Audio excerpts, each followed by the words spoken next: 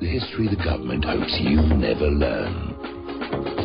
Here is your host, Michael Rivero. And aloha, America. Welcome to our show today. It is Friday, January 20th, 2017 here, and we have a brand new president.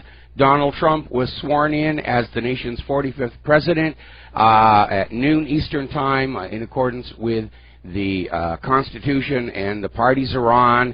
And he just gave this rousing speech which sent a not very subtle message that the United States is no longer going to be part of the globalist New World Order. And it was a very inspiring speech. I got a lot of email. People were really enjoying it. And watching Donald Trump, it was kind of interesting to note, watching him when he was not speaking or signing papers, he comes across as somebody who's just doesn't have a lot of patience for ceremony and pomp and circumstance. He looked very bored and uncomfortable.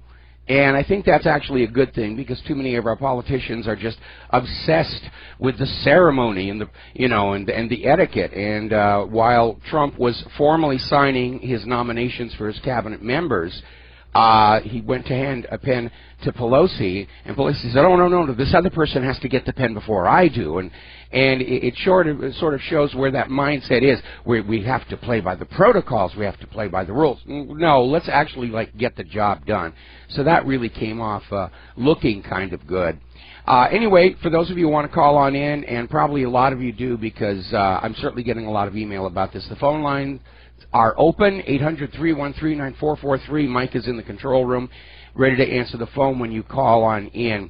Now, looking at Donald Trump's face, and right now we're seeing the inaugural parade, and they keep talking about Trump may get out of the car. I think that would be a very foolish and reckless thing for him to do here.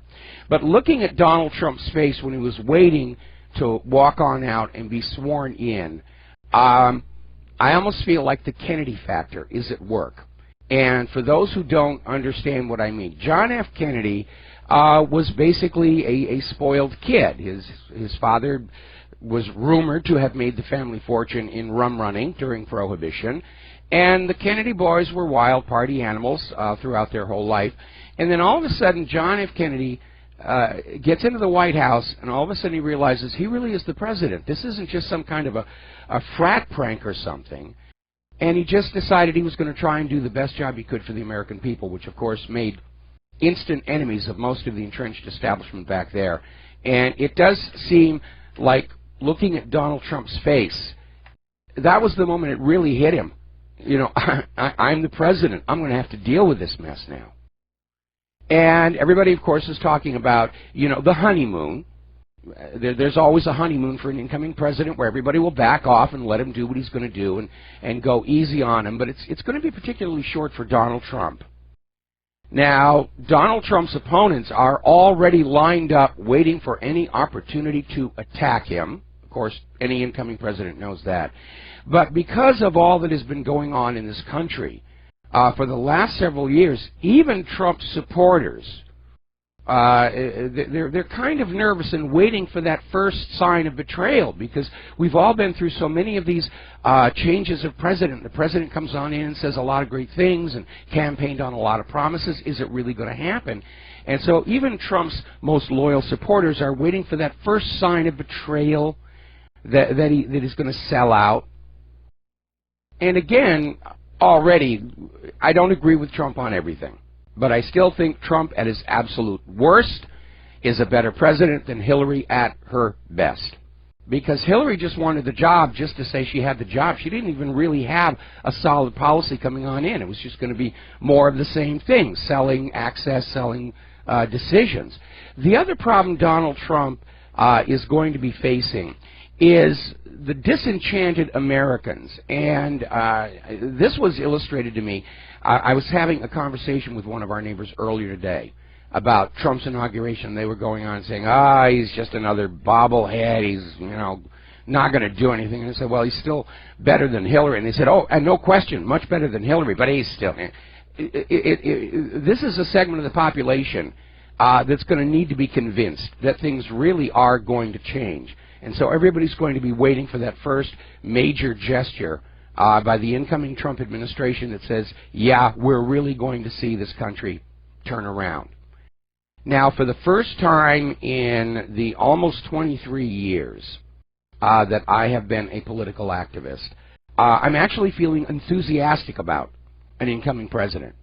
Now, back in 2008, I supported Obama, kind of lukewarm, only because I thought McCain would have been far worse for the country with his desire to lay waste to all of the uncivilized world. But with Trump coming on in, it does really feel like this is a new beginning. Now, that is not to say that we are still not in danger of a Soviet Union-like collapse. And if Trump does go back on some of his campaign promises and the wonderful things he said in his speech, that is still a real possibility. But there is a chance, now, for the first time in decades, that we might actually be able to avoid that. And that's something certainly I'm going to be working toward, and hopefully you're all going to be working toward as well. We're going to take a second here to do a shout-out to our on-air affiliates and who are just rejoining the network. We're sort of wallowing in our celebration of the inauguration of Donald Trump. We're watching the inaugural parade right now, and all the speeches and ceremony going on. And again, I don't think Trump has a lot of patience for that nonsense. And I don't think we're going to see the imperial presidency that we saw, for example, under Richard Nixon, where they actually, added that fanfare to Hail to the Chief. And I noticed that they did not include that in today's festivities. They went back to the old original traditional. Now, already the foreign press is looking at all the little cues and signals going on here. And over at the Daily Mail, they have this article about the ice-cold handshake between President Trump and Hillary Clinton. And they're just saying, her face told the story of how she felt. She was just trying to maintain her calm. Somebody got a YouTube video where Bill Clinton is sitting there obviously ogling the Trump girls, Ivanka and Melania, and Hillary turns around and sees him doing that, and she just, ignores him with as much dignity as she could. And I thought it was really great when they introduced Bill and Hillary Clinton prior to the swearing in. The crowd started chanting, "Lock her up, lock her up, lock her up," which I'm in agreement with. Not out of revenge, not out of vindictiveness, but as a deterrent to future young politicians who think they can get away with this kind of nonsense. Okay, we're going to take a phone call now. Sherry in Texas, aloha, welcome to the show. What's on your mind? Oh, thank you, Mike. I was so excited today. I was clapping and crying, and it was just so thrilling to see it finally come down. And it's funny what you were just saying about his temperament and how he is as a person from noticing his demeanor and everything. I came to the same conclusion. Trump doesn't sweat the small stuff. He goes right for the big important things. That's why he didn't put the caps on the pens, and other people were warning everyone, don't put it in your pocket until the cap's on there. He just gets out there and gets done what needs to get done. Yeah, he's a businessman. But then again, yes, that's what I was just going to say, but then he's not bought and paid for. See, he's ours. He's a powerful businessman, and he knows how to get things done, and he surrounds himself with the right people. He knows how to do this. And I noticed something kind of interesting. When he was first going around, when he first came in, he was greeting all the former presidents, and he bypassed Clinton. Did you see that first when he first came in? Yes. Clinton was Clinton angled himself so he'd be in line, and he just went right past him. And I thought that was good because that said what it needed to say. But later when he had to shake his hand, he did this.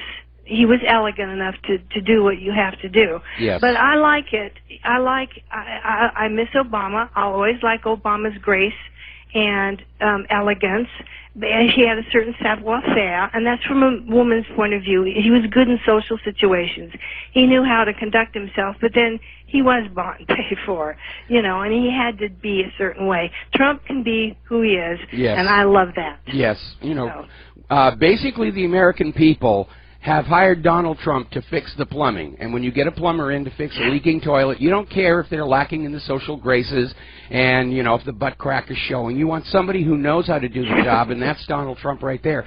Just get down and do the job, and don't go through a lot of rigmarole. And it was very obvious Donald Trump doesn't have the patience to go through all of that.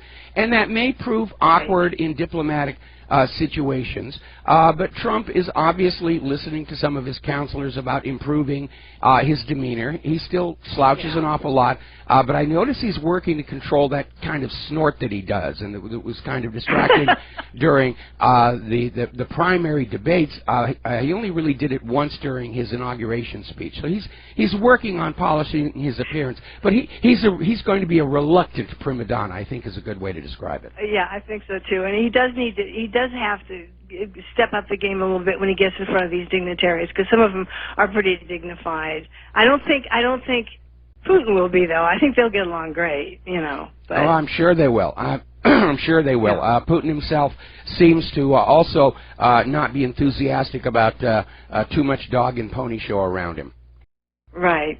Yeah. Well, thanks for the opportunity to let me vent, because this was such a wonderful day for me. Oh yeah, we're all celebrating. The work will begin on Monday, and we've got something to work on, and we've got somebody to work with, and that's really the most important thing about this victory here.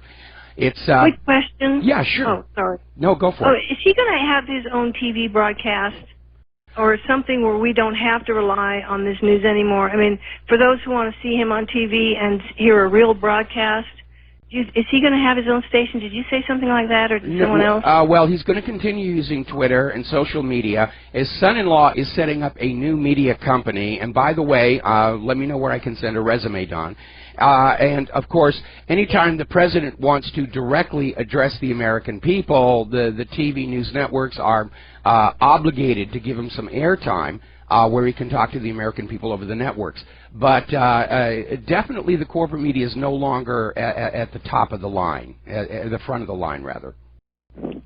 Yeah, well, I've gotten pretty sick of them. So. Everybody is. Everybody. The corporate media and the Democratic Party have shredded themselves with all this nonsense, and they apparently don't seem to understand the American people are not going to forget all of this ridiculous, childish behavior that we've seen over the last several months.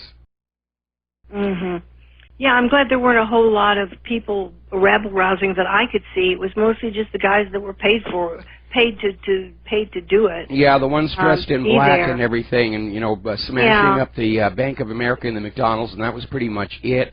There weren't a lot of them, were there? Because I didn't watch it a long time. They're estimating about 500. There have been about 90 arrests. And it happened more than a mile away from the inauguration, and so the people at the inauguration didn't really have to deal with it. And while the corporate media was talking about the small crowd, Fox News did do a crane shot looking down the mall all the way to the Washington Monument, and it was a huge crowd. Of course, who would not want to be present for the inauguration of a president? If I had been anywhere on the East Coast of the United States, I would have made the effort to get up there. I just couldn't get there from here in Hawaii because I can't afford the airfare, and I don't swim all that well.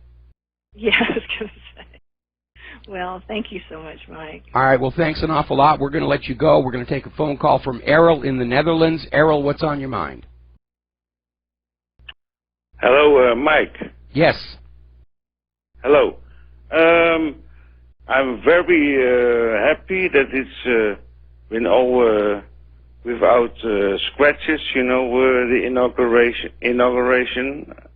And I'm very pleased to see that the future generations of people, because we must never forget, Donald Trump has made most of his speeches on Twitter. So we must never forget that the Internet is a new democracy for the next generation to come. It's very obvious that Donald Trump is aware that the independent media and social media were critical to his victory, and that the corporate media was actively working to oppose him, defeat him, and hand the White House to Hillary Clinton. And Trump is definitely not going to forget that either. I thought it was wonderful when CNN, after all the screaming and bashing, asked for press credentials to the deplorable and were turned down with the explanation, this has nothing to do with partisanship. We don't trust you to report fairly on what's going on. And that is exactly it. 2017 is going to be the year of the rise of the independent media. Exactly. And what I heard on Russia Today, well, let it be Russia Today. But what I heard, and they already spoke, and even in America, because they had a connection in America, Russia Today. I watched it at like 2 hours ago, and I heard the word independent media. I was like, okay, here we go. So, well, what we are now witnessing is a new generation, a future generation of independent media that is going to make not only America, but the world great again.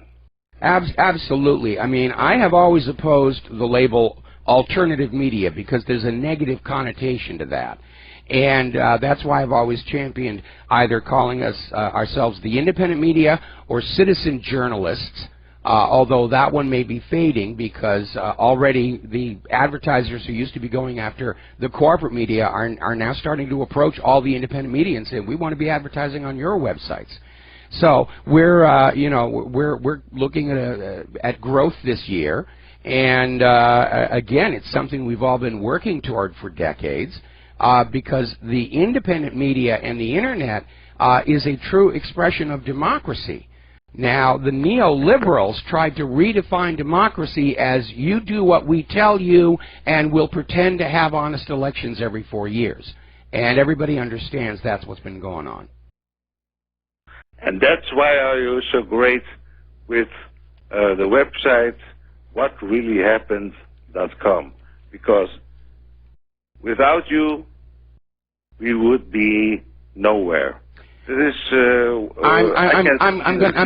going to call you on that one. I'm going to call you on that one. Okay, what is beautiful about the independent media is there are so many of us. Now, granted, 22 going on 23 years ago, I was one of a handful, and it was a scary time because we were being attacked and threatened and all the rest of it. But today, it's all over the place. And it's not dependent on any one individual or organization, and that is why it is going to be impossible to control. Because instead of having 5 or 6 TV networks that are owned by 5 or 6 different corporations, there are now thousands and thousands of independent media outlets of various sizes, all preserving a diversity of opinion. And when I talk about how I don't agree with Alex Jones on everything, and I don't agree with Donald Trump on everything, that's actually a good thing. Because you will listen to Alex Jones, then you will listen to me, then you will listen to Donald Trump, and you will form your own opinions, and that is what it really means to have freedom of speech, freedom of thought, freedom of ideas, the freedom to decide for yourself what is going on in the world. And that is the biggest threat to any rising tyranny, a public that is skeptical and thinking for itself. Okay, all right, we're going to switch over to Steve in California. Aloha, Steve. Welcome to the show. What's on your mind? Yeah, Michael, is C-SPAN under mainstream media control or not? No, they're actually run, I think, by the Corporation for Public Broadcasting, and they're kind of their own little entity. And there's C-SPAN 1 and C-SPAN 2 that are broadcast to cable users. Then there's a C-SPAN 3 channel, which is actually reserved only to people who are within Washington, D.C. But then I would suggest that Donald Trump actually use that platform right there. If it's not under mainstream media control, then just use C-SPAN if you want to talk to the people. He could certainly do that, and he could expand it. But my understanding is that he wants to privatize the Corporation for Public Broadcasting. So we'll see how that's going to work on out. But right now, Twitter is working for him. Independent media is working for him. I don't think he's going to mess with that. Okay, we got to take a break for commercials. Thank you for the call, Steve. We'll be right back. And aloha, America. Welcome back to the show. We're going to take 2 more phone calls, then we're going to close the phone lines because I got a bunch of stuff we need to talk about today here. And so we're going to go to Bob in Las Vegas. Aloha. Welcome to the show. What's on your mind? Hi, Mike. It's a great day. I'm just watching this parade now on Fox, and it's just a wonderful day. I loved Trump's President Trump's speech, and he is president thanks to people like you. So you should take a bow for all the work you did, you and Claire. If I do that, the headset falls off. but just for today, because the work is just starting, as you always say. But I loved his speech, President Trump's speech. It was in your face, bold, visionary. Some people called it dark. I just totally disagree. It was appropriate for the times, the situation this country's facing. So I loved it, and it was I say in your face because it was really directed at all those politicians from both parties who are on that stand, that VIP stand with Trump. So I praise him for that. Yeah, you could almost hear that. You could almost hear the teeth cracking from all the jaws that were being Absolutely. clenched. Absolutely. Obama, on many occasions, they showed him he was not clapping because it was directed against his policies and those of the Republican establishment. But I just want to say this. All those people on the parade route who were there demonstrating, I just cannot understand these people. Obviously, they're a rent-a-mob. They're being paid. But those who genuinely are against Trump on the left, he is speaking their language. He is against this permanent state of war. He is against these jobs being offshored. He's against Wall Street and these big banks taking advantage of the forgotten man and woman of this country. He's speaking their language, and they're opposing him. It's just total stupidity. I don't understand these people. Well, what it is they got sold a bill of goods by the liberal establishment. They got their heads filled with all this nonsense about how Trump is going to round up all the gays, and he's going to lead us, he's going to let the world broil from human activity, and all the favorite liberal agenda. He's going to deport the illegals, which he's going to do. He's going to start rounding up and deporting the illegal immigrants. That he's a racist, which he's never been. So their opposition to Donald Trump is based on a myth, an illusion that they were fed, and they just bought it hook, line, and sinker because Empress Hillary would never lie to us. And yes, there's a bunch of random mobs, but there's also a group of Stalin-esque useful idiots who are out there literally crying as Trump took the oath of office. And you have to wonder about these people, are they really capable of handling real life, or do we have to round them all up and put them in one of those hospitals with the padded rooms? Yeah. I also thought, many elements of his speech were unifying as well. Yes. So it was a great speech. It was one of the best speeches I've heard. But take a bow, Mike. Take a bow. Thank you. Thank you very much. We're going to switch over to Graham in Canada. Aloha. Welcome to the show. What's on your mind? I'm traveling through Kansas today, actually. Okay. This Rivero Ranger had to call in and say, hey, because I have a few things I wanted to talk to you about. For like Tuesday and Wednesday, I was beating my head because I was like, with your cold, your voice was so much lower. I was like, you sound like someone. Who do you sound like? And it finally hit me in one of your phrases. You said, you sounded like Tom Bosley off a Happy Day. So you could be a celebrity impersonator. Well, I don't know about but anyway, that. I do a passable Bill Clinton, and now I'm going to have to work on a Trump impression. There you go. I was like really desperate for some news since I've been traveling, and so I made the fatal error of tuning into NPR to try to catch a little bit of the inauguration today and just catch up. And I loved it. I loved the speech. Everything I heard, I thought it was spot on. And then the 4 or 5, a little I don't even know how to describe them right now, but the news anchors there were talking and kind of patting themselves on the back and just ripping into everything he said. And I just found myself just kind of feeling nauseated because it just was really despicable and that's what so many people are still listening to, and that's how they're spoon-fed. And to address the last caller, they're just spoon-fed all this information that they don't even think for themselves. They're like, oh yeah, NPR, they're fair and balanced, they're giving us the truth, and I'm just going to go. No, they're not. NPR basically is spooning out whatever their donors want to be spooned out, and one of the biggest donors to NPR, of course, is the Bill and Melinda Gates Foundation. So NPR has no more foundation to claim to be objective and unbiased than any of the other corporate-owned and operated media. All right, so absolutely, that's what I was agreeing with that they are biased. Okay, well, Graham, I'm going to have to let you go. I'm sorry, we got to take a commercial break. We're going to close the phone lines because I got some news when we come back. and aloha, and actually don't call now because we're going to close the phone lines for a bit here. Somebody just sent me in a picture that the liberal whiners are apparently trying to spam all over Twitter, showing the crowd that arrived at Obama's inauguration, which was huge, and then they have a picture of a very small crowd in front of the Capitol building, and it's an outright hoax.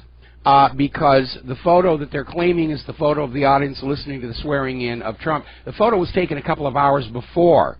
And I know because I was watching the crowd coming on in, and I recognized the sparseness as being from like about 2 hours before. Fox News did a long shot down the mall looking toward the Washington Monument. There was a huge crowd there. They weren't able to scare them off. And still these liberal whiners and prostitutes and correspondents cannot rid themselves of their addiction to spin and fraud and hoaxes and so forth and so on. They ought to be ashamed of themselves, but I'm sure having your conscience and ethics surgically removed is now mandatory for those kind of jobs. Now, getting on to Donald Trump. Tonight are all the parties. This weekend we're going to have to deal with the tantrums from all these snowflakes and buttercups smashing windows and everything. Monday, the real work begins, and Donald Trump is about to take an axe to government spending and federal bureaucracy. He's asking Congress for a law to make it easier to fire public workers. It is long, long, long overdue. And we have reported many times over the last years how government workers that are supposed to be looking out for you, whether it's the Securities Exchange Commission, the Minerals Management Service, the FDA, are instead just sitting in their offices surfing online porn on taxpayer-funded computer systems because there really isn't that much for them to do. They're just feather bedding, and they can't be fired. Well, Donald Trump is somebody who believes in firing people when they're not performing, and I think that is a very healthy thing to come back to Washington, D.C. And Trump staffers are saying they're already starting to look at cuts. As I mentioned to that earlier caller, the Corporation for Public Broadcasting is going to be privatized.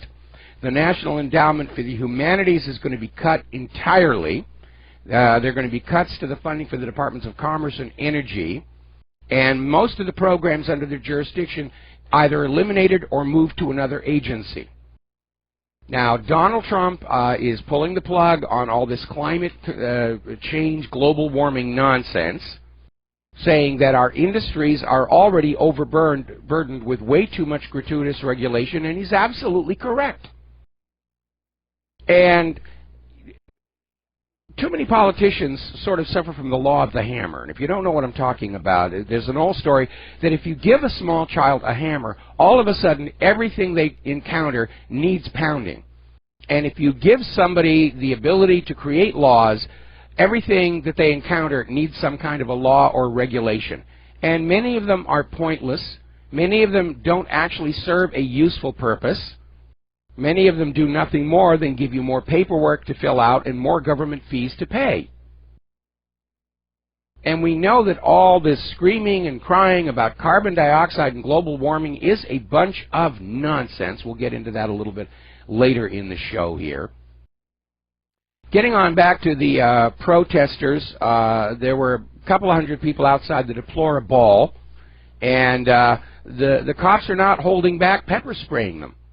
And flashbang grenades. Apparently one of the pro-Trump people was saying that these anti-Trump protesters are violent. One of them attacked him with a flagpole, must have torn a flag down someplace. It's just hitting people with it.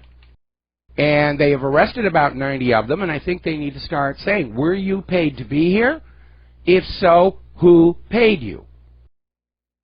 Because that's conspiracy to incite violence and rioting.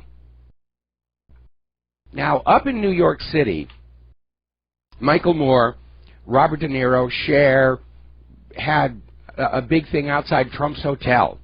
And Sex and the City star Cynthia Nixon came on out and said, there are those who are working to divide us. We are not going back. We are not turning around, which in and of itself is a pretty divisive statement right there.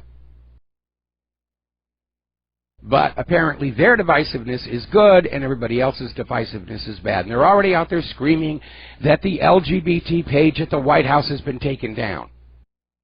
That doesn't mean Trump is going after the LGBT community. That simply means Trump thinks he's got more important things to be concerned about than what restrooms everybody is using.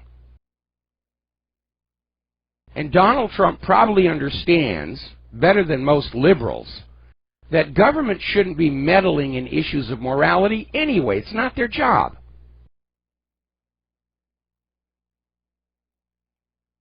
Now, over an Investment Watch blog, they're pointing out the obvious hypocrisy here, where Democrats are out there protesting the Trump inauguration, but how many Democrats stood up and protested Bernie Sanders being cheated of the nomination, which we all know actually happened because of the leaked DNC emails, and even Barack Obama is now saying they were leaked. There wasn't a Russian hack.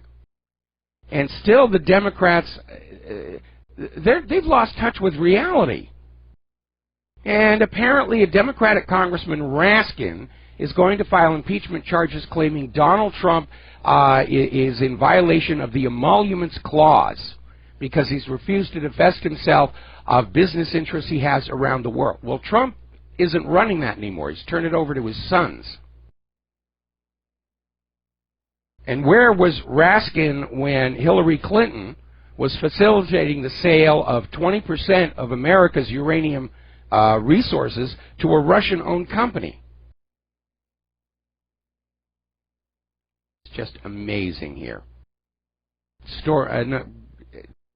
The Democrats that are still out there screaming about all this stuff are hypocrites and crybabies, and they, along with Hillary Clinton, have destroyed the Democratic Party's legitimacy and credibility. They will be decades. They may even have to change their name and rebrand after all of this nonsense. More and more articles coming on out about how obvious Obama was in trying to hamstring Trump, leaving things messed up so badly that Trump is just going to have to deal with that, and it's going to hinder him moving forward on his own agenda. And according to this article out of oilprice.com, in the process, Obama has actually undermined U.S. strategic capability by making it difficult for Trump to govern efficiently. Now, Obama was out there in his farewell address and interviews saying about how his plan was to stick around Washington, D.C. And he's going to still be involved with the government. And he made a comment about if he thinks Trump is misbehaving, he's going to speak out. Now, there's no law about this, but the tradition has been an outgoing president waits one whole year before criticizing his successor. And Obama is basically saying, I'm not going to wait the year. And then Trump reminded him of the new White House policy, where people who have served in the White House are banned from engaging in lobbying activity for 5 years, and Trump said, it applies to you. And apparently witnesses who were watching Obama's side of the phone conversation just said he just lost it. He just melted down there. He's being told, you are persona non grata in Washington, D.C.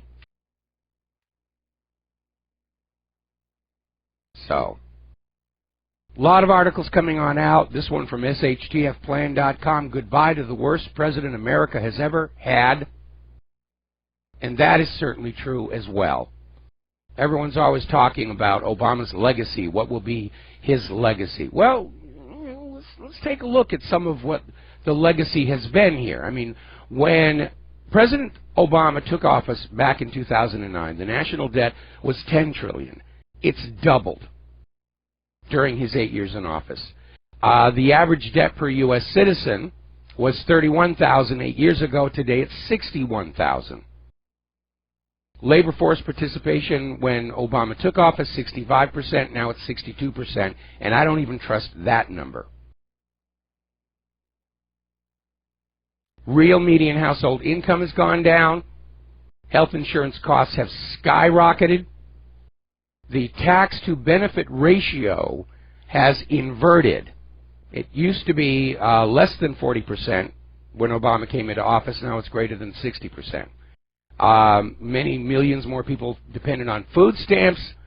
Many millions more living in poverty. Yeah, that is Obama's legacy as he leaves office, along with all of the anger and hostility around the world from all these wars. And that's basically it.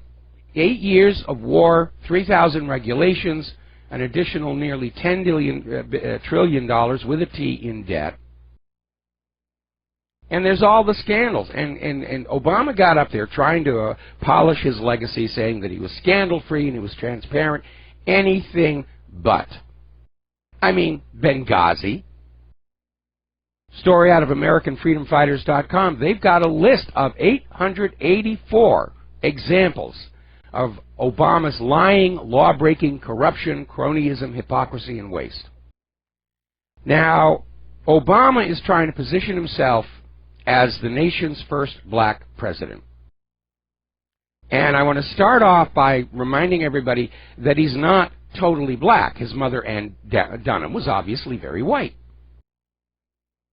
So Obama is partially black. And in that context, you need to remember that Obama is not, in fact, the first black president of the United States of America.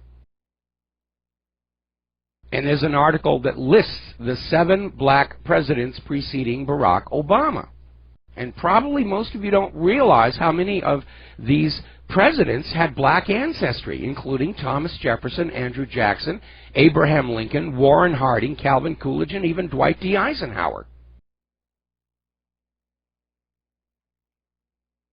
Now, probably most of you are believing that George Washington was our first president. Well, he was the first president of the formal United States after the adoption of the Constitution. But we actually had presidents serving after the completion of the Articles of Confederation. One of them, John Hanson, was totally black.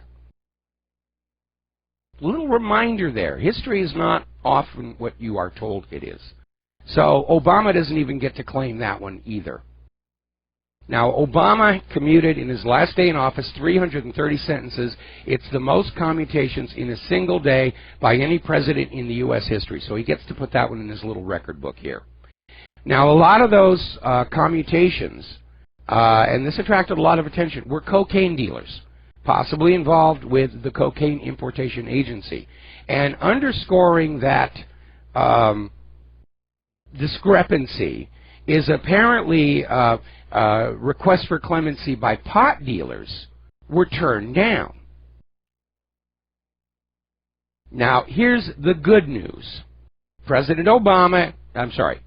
President Obama is not the president anymore, and he did not issue a blanket pardon for Hillary Clinton or her family or anybody. So, no protection against the coming investigations. And the Clintons are already panicking. They've shut down the Clinton Global Initiative. They're shredding documents. It was exposed as a pay-to-play political slush fund. The Clinton Foundation itself is pretty much shut down. For some reason, after Hillary lost the election, all those foreign donations just dried right up. In fact, there were even some requests for refunds. But the Clinton Foundation may be dead and headed for the shredder, but the cases against Hillary are not. She's still open to prosecution, and she should be. And there's an interesting speculation going around that her husband, Bill, may cut a deal and sell Hillary out to protect himself. Because there's this special grand jury probing her shameless corruption. The IRS is still looking as to whether the Clinton Foundation truly qualified as a nonprofit charity. And we already know it did not, because under the rules of a 501c3, you have to donate 51% of your proceeds to whatever the charity is you're supporting. And the Clinton Foundation's charitable donations amounted to single digits of their total revenues. If the IRS declares that the Clinton Foundation was never a legal nonprofit charity, that tax bill is going to turn the Clintons into poor people. And that is the most fitting punishment for a money junkie. Far worse than death. Make them poor people again, just like all the Americans they made poor people. And that was one of the things I really liked about Donald Trump's speech, where he was talking about how great life was for the politicians and the elites at the expense of ordinary American people. And I'm sure the liberal corporate media is already denouncing, oh, he's a communist, he wants to redistribute the wealth. Now, George Soros, who I'm sure is having to double up on his blood pressure medication following Trump's inauguration speech, is already out there screaming, Theresa May won't last. Donald Trump's a would-be dictator. The Soros is already out there saying he's going to find some way to bring Donald Trump down. Because Trump, during his inauguration speech, came on out and basically said, we're not going to be part of this global government New World Order empire. But maybe Soros isn't going to have the opportunity to do that. Now Macedonia is getting on the bandwagon to take a closer look at George Soros and the Open Society foundations. Now over in Brussels, they're screaming that Donald Trump is coming to crush Europe. He's going to destroy the European Union. Only, what, a week ago they were saying Russia was coming to destroy the European Union? Does Europe think they're going to declare war on the United States? Does Europe think they're going to succeed in a war against Russia if the United States doesn't show up? A lot of rhetoric there, not much thought behind it. And on her way out the door, Ambassador to the United Nations Samantha Power was out there with a screed about the surge in anti-Semitism in the United States and how can you let this happen? There is no surge in anti-Semitism. There is a surge in just legitimate criticism of the actions of the government of Israel. And they are not the same no matter how many times Bibi Netanyahu screams that they are. We'll be right back.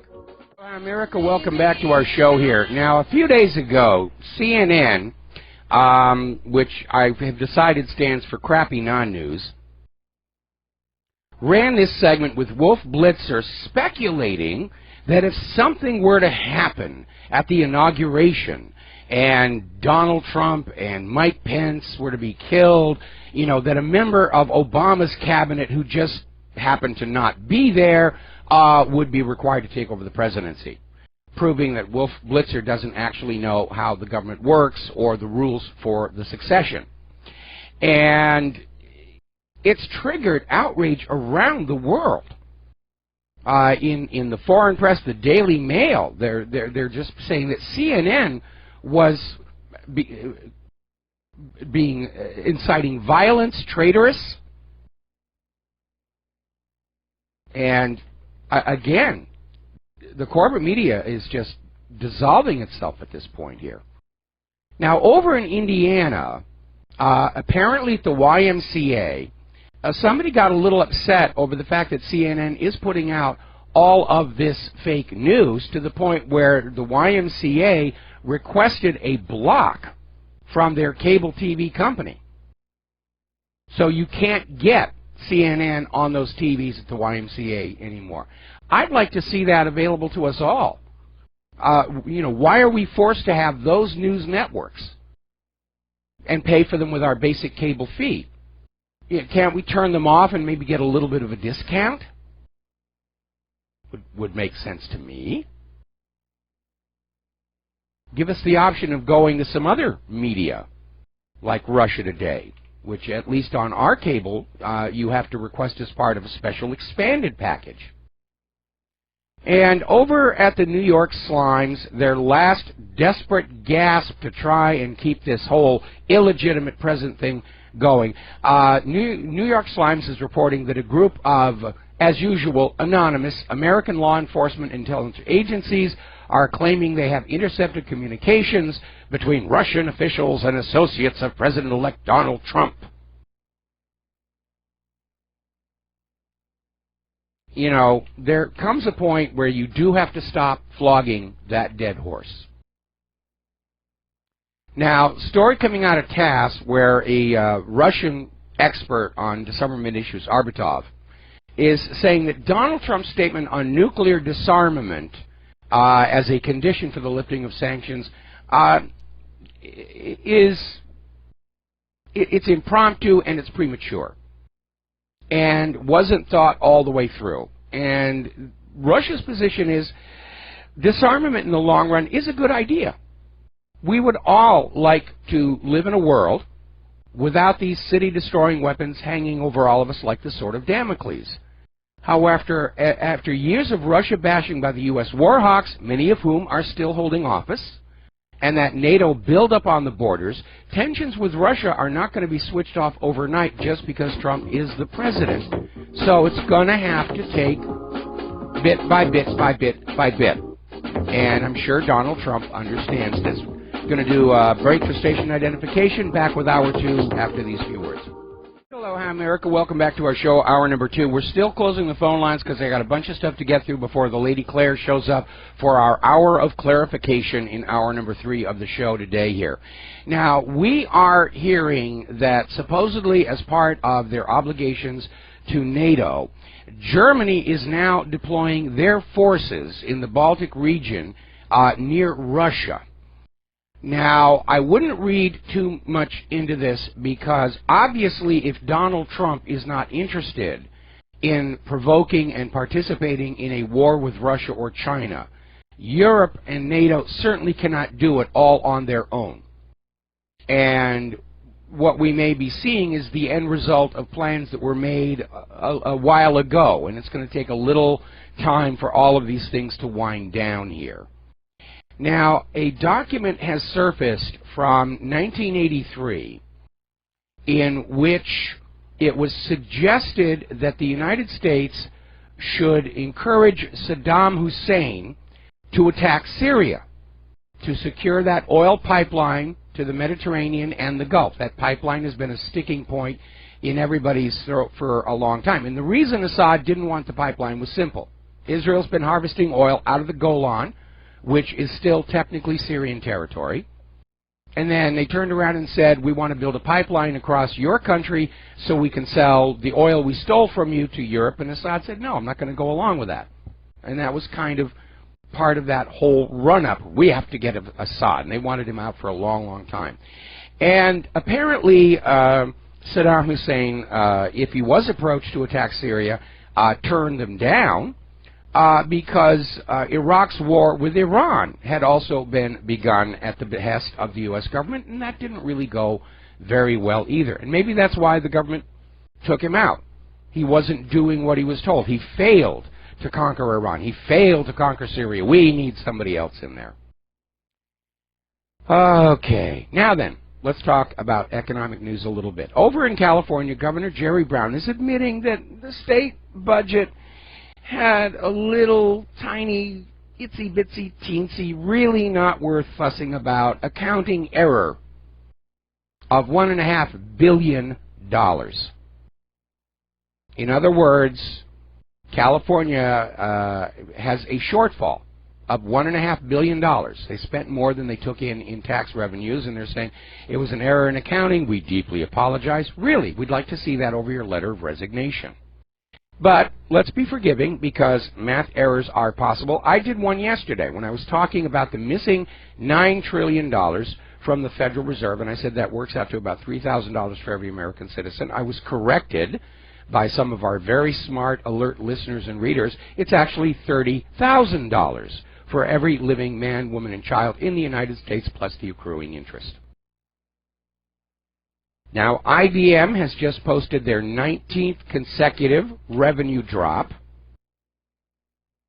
If you are living in the western part of the continental United States of America, the Save-A-Lot franchise are closing all their stores in Nevada and California. I mean, even the low-end bargain basement stores aren't able to make it here. Down in Venezuela, which could easily be a forecast of what could happen here, inflation has hit 800%. Their gross domestic product shrinks 19%. It's all because of that 11th marble. It's all because of those private central banks which, by design, create more debt than money with which to pay the debt. I would like to hope that Donald Trump understands this is what's going on with all these global economies failing, and that he would have the courage to do something about it, knowing that the private central bankers are not above wars and assassination to keep the human race enslaved to their little scam. Now, over in Minnesota, their House has passed a bill to provide relief for health insurance premiums for 120,000 Minnesotans who simply can't deal with the skyrocketing cost of health care insurance caused by Obamacare. And it may be a stopgap measure only, because we're already seeing the incoming Congress and Trump get ready to get rid of Obamacare and come up with something that's actually about making sure Americans are getting health care rather than another way to loot their pockets. Now, if you like to fly, you better get ready for a shock. Airline travel, years ago, used to be wonderful, comfortable, they gave you free things. And today, they really are just buses with wings. American Airlines has a new, what they call basic economy class. And you're not allowed to have carry-on bags or use the overhead bins. They're basically just throwing you on the plane like you're cattle. If you want to use the bins and have a carry-on, you have to pay extra now on American Airlines. That's getting a little ridiculous, and I'll tell you why. When I travel, I usually have some camera gear with me. And I already know that you do not trust high-end camera gear, or for that matter, computers, to checked baggage. If it doesn't get stolen, it'll get broken. I've had baggage looted, checked baggage looted. And even if you do carry-on, you're not free from risk. I had a very expensive high-end laptop destroyed by the TSA up in Seattle. Travel's become high risk in this country here. We're going to do a shout-out now to our on-air affiliates who are rejoining our network. We're talking about various issues. And let's get into human-caused global warming here, because it's going to be an issue. It's going to be a talking point. Trump is already out there talking about killing the Climate Action Plan, saying our American industries, if we're going to make America great again, if we're going to bring back manufacturing, we have to get rid of all of this red tape that cripples it. And by the way, all of this overburden of regulation is another reason why so many companies want to go do business in other countries. There's a lot less paperwork, there's a lot less fees to be paid. And in 9 times out of 10, all of this claim about we must regulate this for this purpose, it turns out to be completely bogus. Dangerous products are still getting through, as long as the owners of those corporations are funding the right congressional campaigns. Now, Al Gore is out with the sequel to his original movie about global warming, An Inconvenient Truth. And he's titled this one An Inconvenient Sequel, Truth to Power. And it had its debut at the Sundance Film Festival and opened to below freezing temperatures and heavy snow. Now, the founder of the Weather Channel is already out there saying that Gore's Inconvenient Sequel is another scientific monstrosity.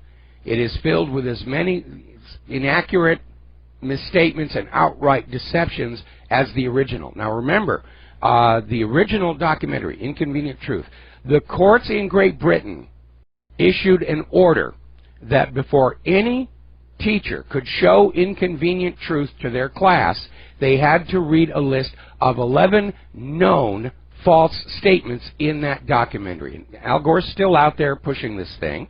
He's funded heavily by George Soros, who wants all kinds of restrictions on oil and coal companies to drive their stock price down so he can pick them up for a song. There is snow in the Sahara Desert, and we're not talking a little dusting, we're talking feet of it. And everybody was just scratching their head. Now, it happened a few weeks ago, and when it happened there, first time snow in the Sahara, 37 years, and all the carbon Nazis and global warming people were saying, well, it's an anomaly. It's a fluke, never going to happen again. And it just now happened again. It's snowing down in New Zealand. And what makes that interesting is it's the middle of summer down there. Now, we've had a major cold snap in the American heartland to the point where there has been panic buying. And supermarkets and big box stores are selling out of things like water and storable food, because people are all of a sudden realizing for the rest of this winter, there are going to be power blackouts. There are going to be times when they cannot drive on the roads. Meanwhile, of course, the corporate media is still out there running around with the story that 2016 was the hottest year on record. And that story is already falling apart. The claim that it was the hottest year on record and hotter than the previous year is based on 1/100th of a degree at the end of all their calculations and adjustments. And even they admit the margin for error in all of this is 1/10 of a degree. And yet they're seizing on that 1/100th of a degree to just go on out and say the planet is broiling, the temperature soared past last year, and it's all the fault of human activity. Now, if you go back and you look at the raw satellite data, there is no warming for the last 18 years. But everybody who was invested in that global warming hoax, they're trying to hang on to their funding, or they're trying to cling to their reputation, or they just cannot bring themselves to admit that they themselves got taken in by a gigantic hoax by Al Gore and George Soros and everybody else who thought they were going to get rich on carbon credits. Now, over in Great Britain, the taxpayers are being soaked for another $206 million on another green scandal. Company started up, said, we're going to develop a system to capture carbon dioxide from power plants, and then we'll store it underground. That didn't work. They never came up with a method. So what's behind all this global warming nonsense? Follow the money. Between 1993, when Al Gore first came on out there and started screaming about global warming, through fiscal year 2013, we don't have numbers for the last couple of years, the U.S. government spent $165 billion, with a B, of your dollars funding climate change research and propaganda. $165 billion. So of course they're going to find scientists who are out there saying, oh yeah, for enough funding, I'll say the world is broiling. And that's exactly what's been happening. Okay, we're going to go ahead and open up the phone lines now if you want to call on in. 800-313-9443, 800-313-9443. Today marks 1,000 days since the city of Flint, Michigan had safe, clean drinking water coming out of their faucets. 1,000 days ago, the city of Flint shut off the tap to the Lake Huron water they'd been using from the Detroit Water and Sewage Department and began drawing and using water from the Flint River, which is heavily, heavily polluted.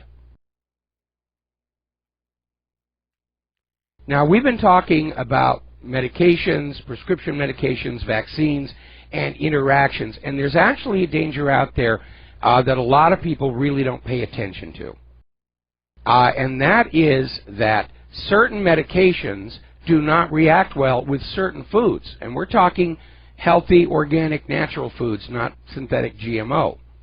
And you really need to read the labels on your medications, because apparently there's been a new study showing that if you're eating grapefruit and you take statins, it can have an adverse reaction. It can actually make the drug more potent to the point where it goes past being a benefit, if indeed it ever was one, and actually cause harm. Can actually cause your muscles to start breaking down. We're going to take a phone call here. Francis in Vancouver. Aloha. Welcome to the show. What's on your mind? Hey, Mike. I just wanted to call in today and say how happy I am to see that Donald Trump finally got to be president. Yes. Against all odds. And in particular, I wanted to draw all your listeners' attention to one of the unsung heroes of the day, and that's Senator Jeff Sessions. Yes. Who stood up to amnesty 3 times, and he led the fight against it. And he also led the fight against the TPP, which was also extinguished today. Yes. And that's a great use for everybody in the world. And I just, we really dodged a bullet by just a hair with this election, and I want to thank all the Americans that voted for Donald Trump, because if Hillary had won, right now we'd be looking at, in the first 100 days, she'd give amnesty to 36 million illegal immigrants. And the day after she did that, 100 million people, the worst people, would pack their bags for the United States, and they'd be thieves, prostitutes, pimps, child molesters, rapists, all sorts of grifters, just the worst people. And even worse, even worse, more politicians. Well, that's it. And basically, it'd be the end of Western civilization. And so, we really, it was a very close call, and I just want to thank everybody for making Donald Trump's by no means the best one. I never was a big fan of him. He's kind of an obnoxious character, but God bless Donald Trump. I'm so glad he's president right now. Yeah, me too. Absolutely, me too. And again, as I was saying in the first hour of the show, this does not mean that the United States is no longer headed to a Soviet Union-style collapse. It could still very easily happen, especially with the economic realities. But with Trump there in the Oval Office and all of the American people working together, there is a chance we could turn things around and save this nation. And we got to roll the dice and take that chance. Well, he's not perfect. I was just reading now, there's all this breaking news now, of what all his new appointments, and it's all pouring out today. And one concern on all the tech sites like Ars Technica, and that is that Trump has asked Ajit Pai to lead the FCC. And Ajit Pai is a well-known opponent to net neutrality. So that is worrisome. Yeah, it is. And as I've said before, there are a lot of things I don't agree with Trump on. But again, looking at the alternative. And every election is always a choice between the lesser of two evils. There never has been, in my lifetime, I've never seen an absolutely perfect candidate. For me. Well, Trump has a lot of things, but I don't think he's a murderer. And if you go and to YouTube and go watch a video called "Obstruction of Justice" in Mena, Arkansas, it's just, I showed that film to a friend of mine who's a doctor, and he's a pretty happy-go-lucky guy. At the end of the film, he was yelling. He says, how can people be so evil?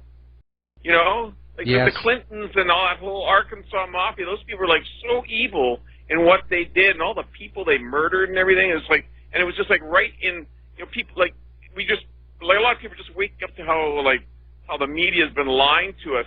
But when I saw that video, I was astounded, because I've always really followed the news, even back when I was a little kid, right? I've been a news junkie all my life.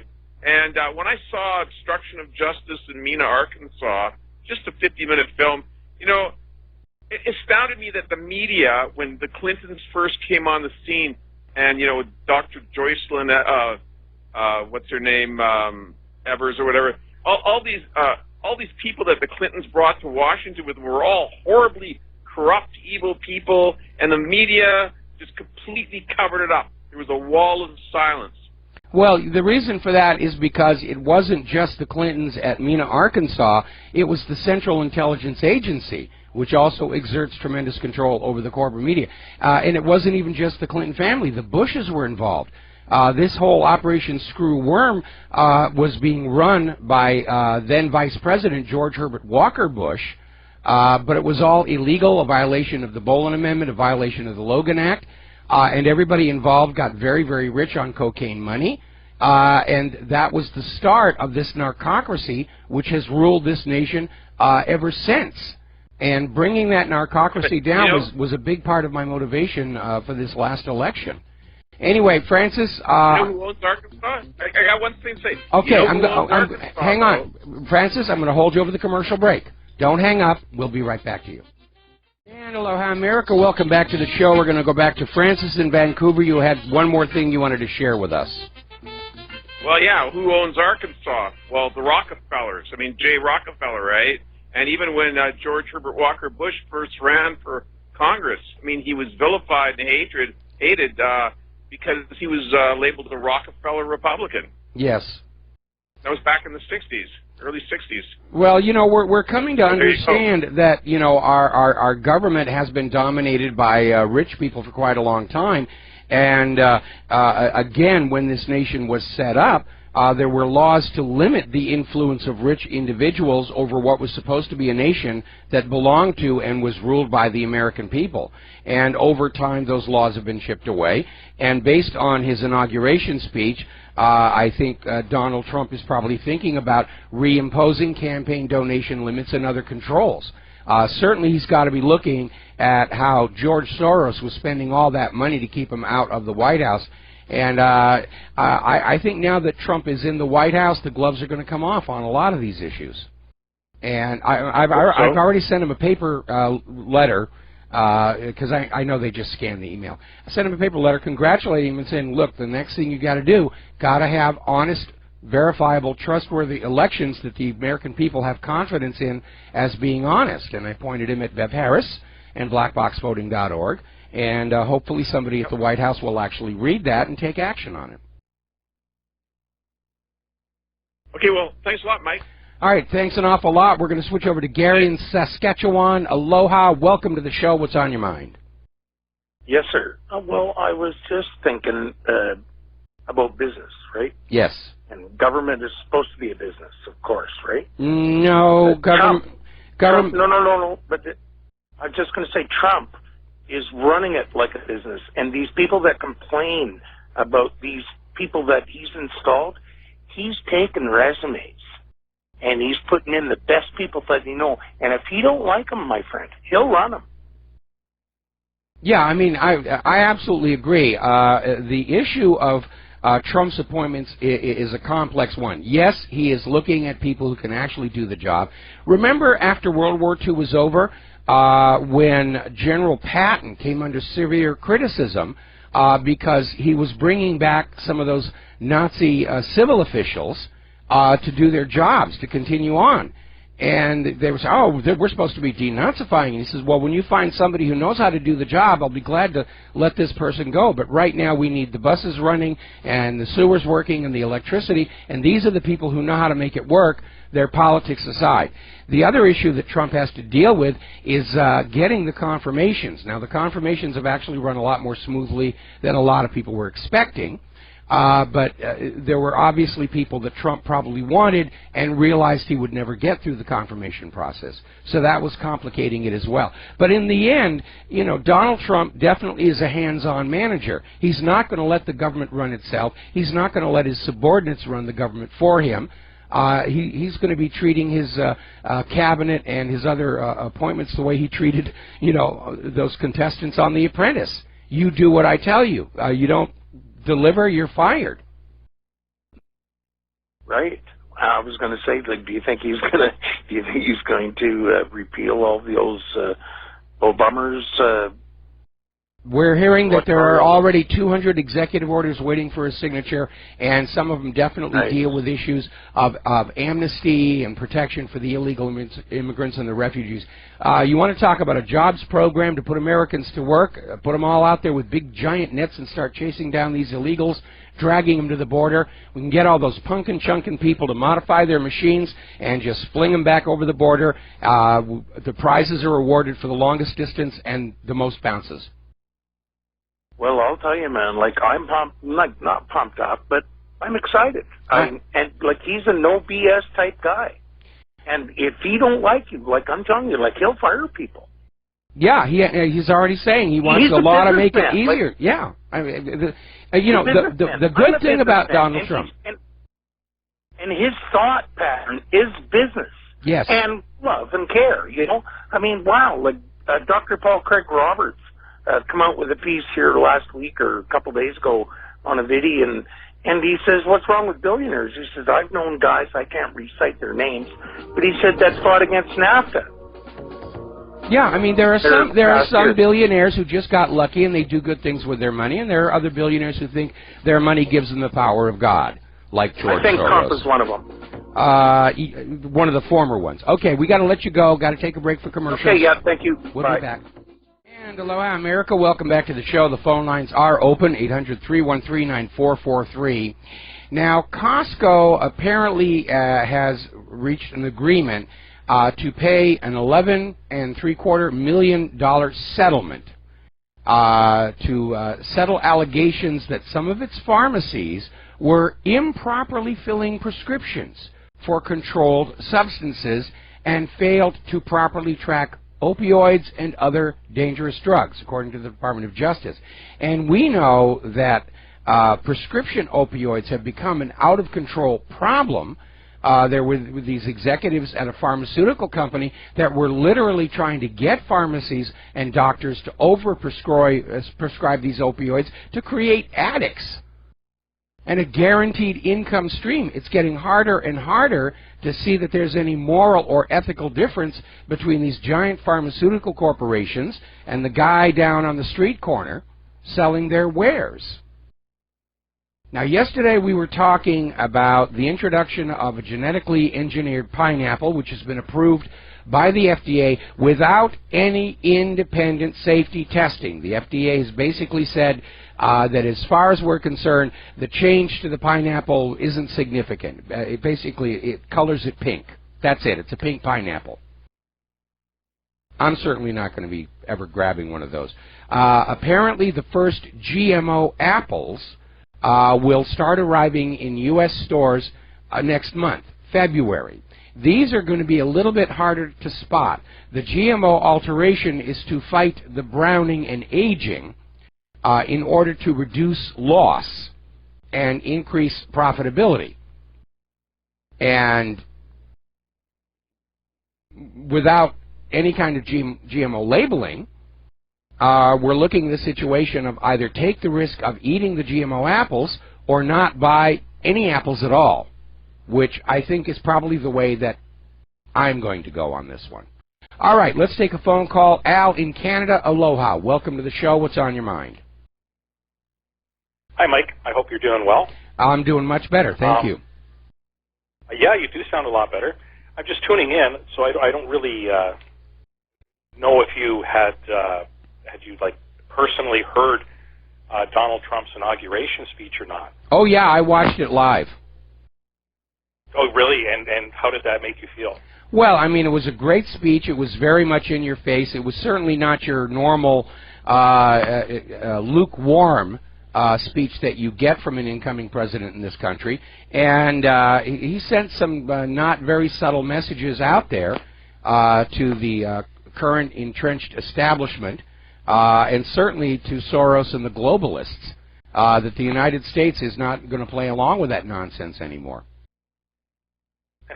Yeah, I kind of got that sense myself. When was the last time you ever heard a politician speak like that? Because he's formally now a politician. Yeah, he's formally a politician, but he's a brand new politician. He's never been one before. And so I think that was one of the reasons why people resonated with him. He doesn't act like a politician. He doesn't sound like a politician. He still doesn't, even though he's president. He's working on refining his posture and the snorting thing that he does. But you could tell on his face, he just has no patience for all of this ceremony and ritual and all this dog and pony rigmarole that Washington, D.C. politicians, career politicians, eat, sleep, and breathe. It's all protocol. It's all how we behave. And it's another reason why they're not paying attention to what's going on in America. They're too busy memorizing the protocol rules. And that little situation with Nancy Pelosi in the pen when Obama was formally signing all of his nominations for his cabinet officials, where, you know, he hands Pelosi the pen and she says, oh, no, this other guy has to get one before me. And you could just see it on Trump's face. It's like, what difference does it make? Really? And I think that's one of the reasons why ordinary people are resonating with him, because Donald Trump is the kind of president that any of us real Americans out here in the hinterland would probably be if through some miraculous set of circumstances we were given that office. Yeah, like almost everyone I know, you know, is for Trump and hope he does well. You know, there's a very good chance that he could usher in, you know, a new era of peace and prosperity that, you know, you American folks haven't seen in decades. Yes, you're absolutely right. Now, by the way he talks, and, you know, the lobby groups are in panic mode over this guy. I know for a fact, because of the things he wants to do, especially with lobbying. Yes. Which is, that's almost all of the corruption. Well, you know what? What's really interesting is that, again, going back to Trump's appointments, when he announced that rule that anybody working in his White House would be banned from lobbying for 5 years after serving, a lot of the people withdrew their application and said, no, I don't want to work for your administration. Lobbying is what I do. Lobbying after serving in the White House is the payoff that we get the big bucks for. And so a lot of people Trump had originally chosen to be part of his administration have quit because they'd rather be highly paid lobbyists than rather far less paid staffers on the White House. Yeah, well, even Abramoff pointed that out. Yes. That's his name, right? Yeah. Another quick thing is what I totally admired about Donald Trump, appointing Robert Kennedy Jr. Yes. Look into this vaccine nonsense. Oh, my goodness, that just shook up the epidemic. Yeah, and he's yanking this climate, global warming nonsense. Yeah. Off the website. And I think LGBT rights is already gone.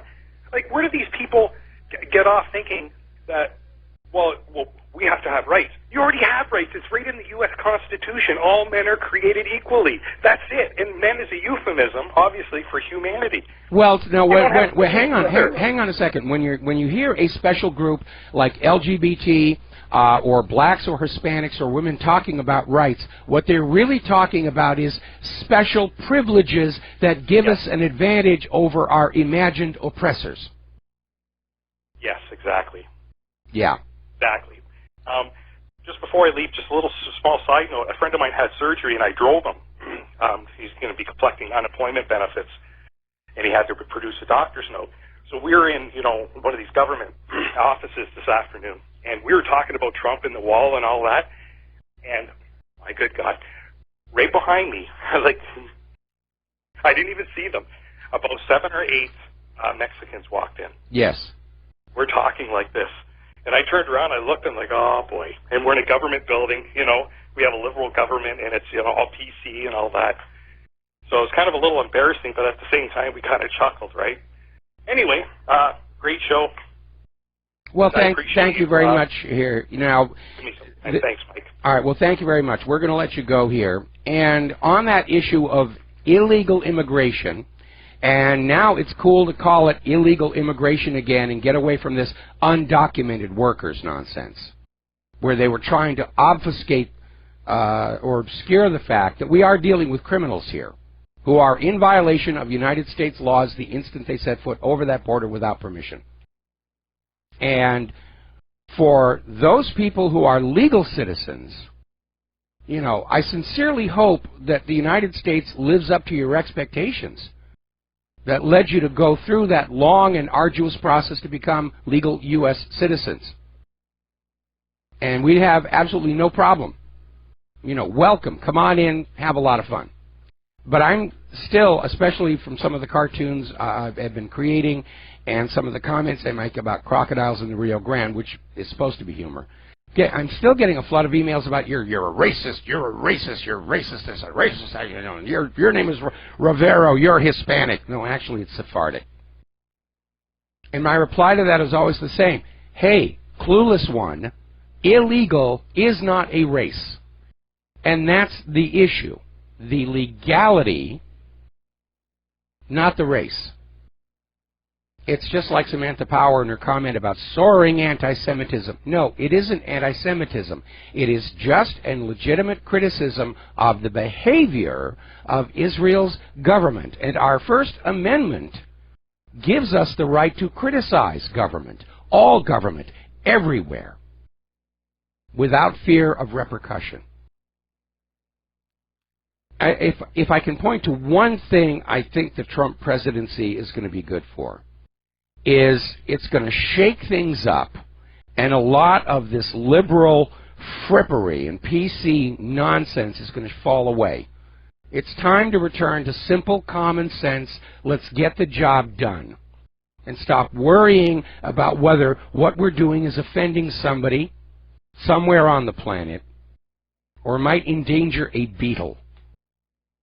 Because, as George Carlin pointed out, things go extinct all the time. 99% of all the life forms on Earth have gone extinct. Humans had nothing to do with it. It's just part of the nature's evolution. But just like Trump wants to put America first, I want to put human beings first. I want to see a return to the thinking of the Renaissance, where man was the center of the universe as opposed to God or the nobility. We need to do that. I mean, one of the things I found so absurd about the liberals was this idea, and even Hillary Clinton said this, it's okay to kill a human being right up to the moment of birth. It's not a sin. You shouldn't feel bad about it. But if you damage an eagle's egg, you're going to go to prison. Now, I don't plan on damaging any eagle's eggs. I rather like looking at eagles. But it does show this, that the liberal philosophy was actually anti-humanist.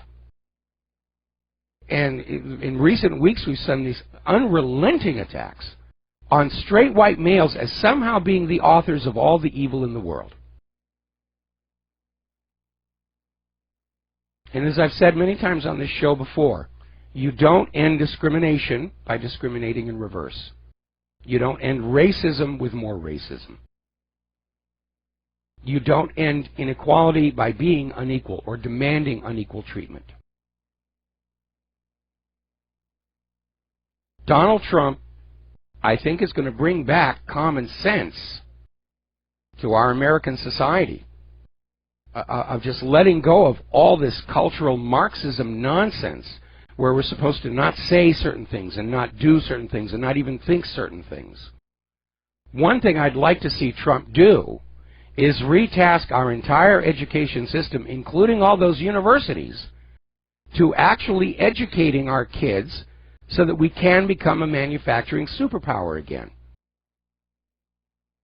Instead of just cranking out art history majors who can be relied on to vote the liberal ticket for the rest of their lives. Now then, a little bit of history.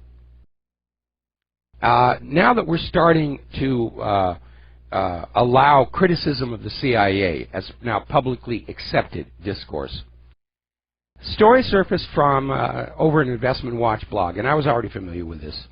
Some of the things the CIA has done are pretty bizarre, and some of these guys, I can imagine, had a lot of fun doing it. As part of the MK Ultra program here, let me get some water and see if I can clear up my voice a bit here. Testing 1, 2, 3, a little better. As part of the MK Ultra program, the CIA actually set up a bondage bordello in San Francisco where they had prostitutes working for them who would lure clients back to this bordello, and along with everything else that they were doing, would dose them with LSD. to see if this kind of combination of kinky sex and acid would work as an interrogation device. And they ran this thing for 9 years. And I'm sure they had a heck of a lot of fun. And they produced no results whatsoever. Now, the story that Investment Watch Blog came on out with, at one point the CIA hit on this plan to turn cats into mobile spy devices. And they would literally take these cats, they would try and capture the cats around places like the Russian embassy, and they would take the cat and open it up surgically, implant this radio transmitter with some kind of a long-lasting power source.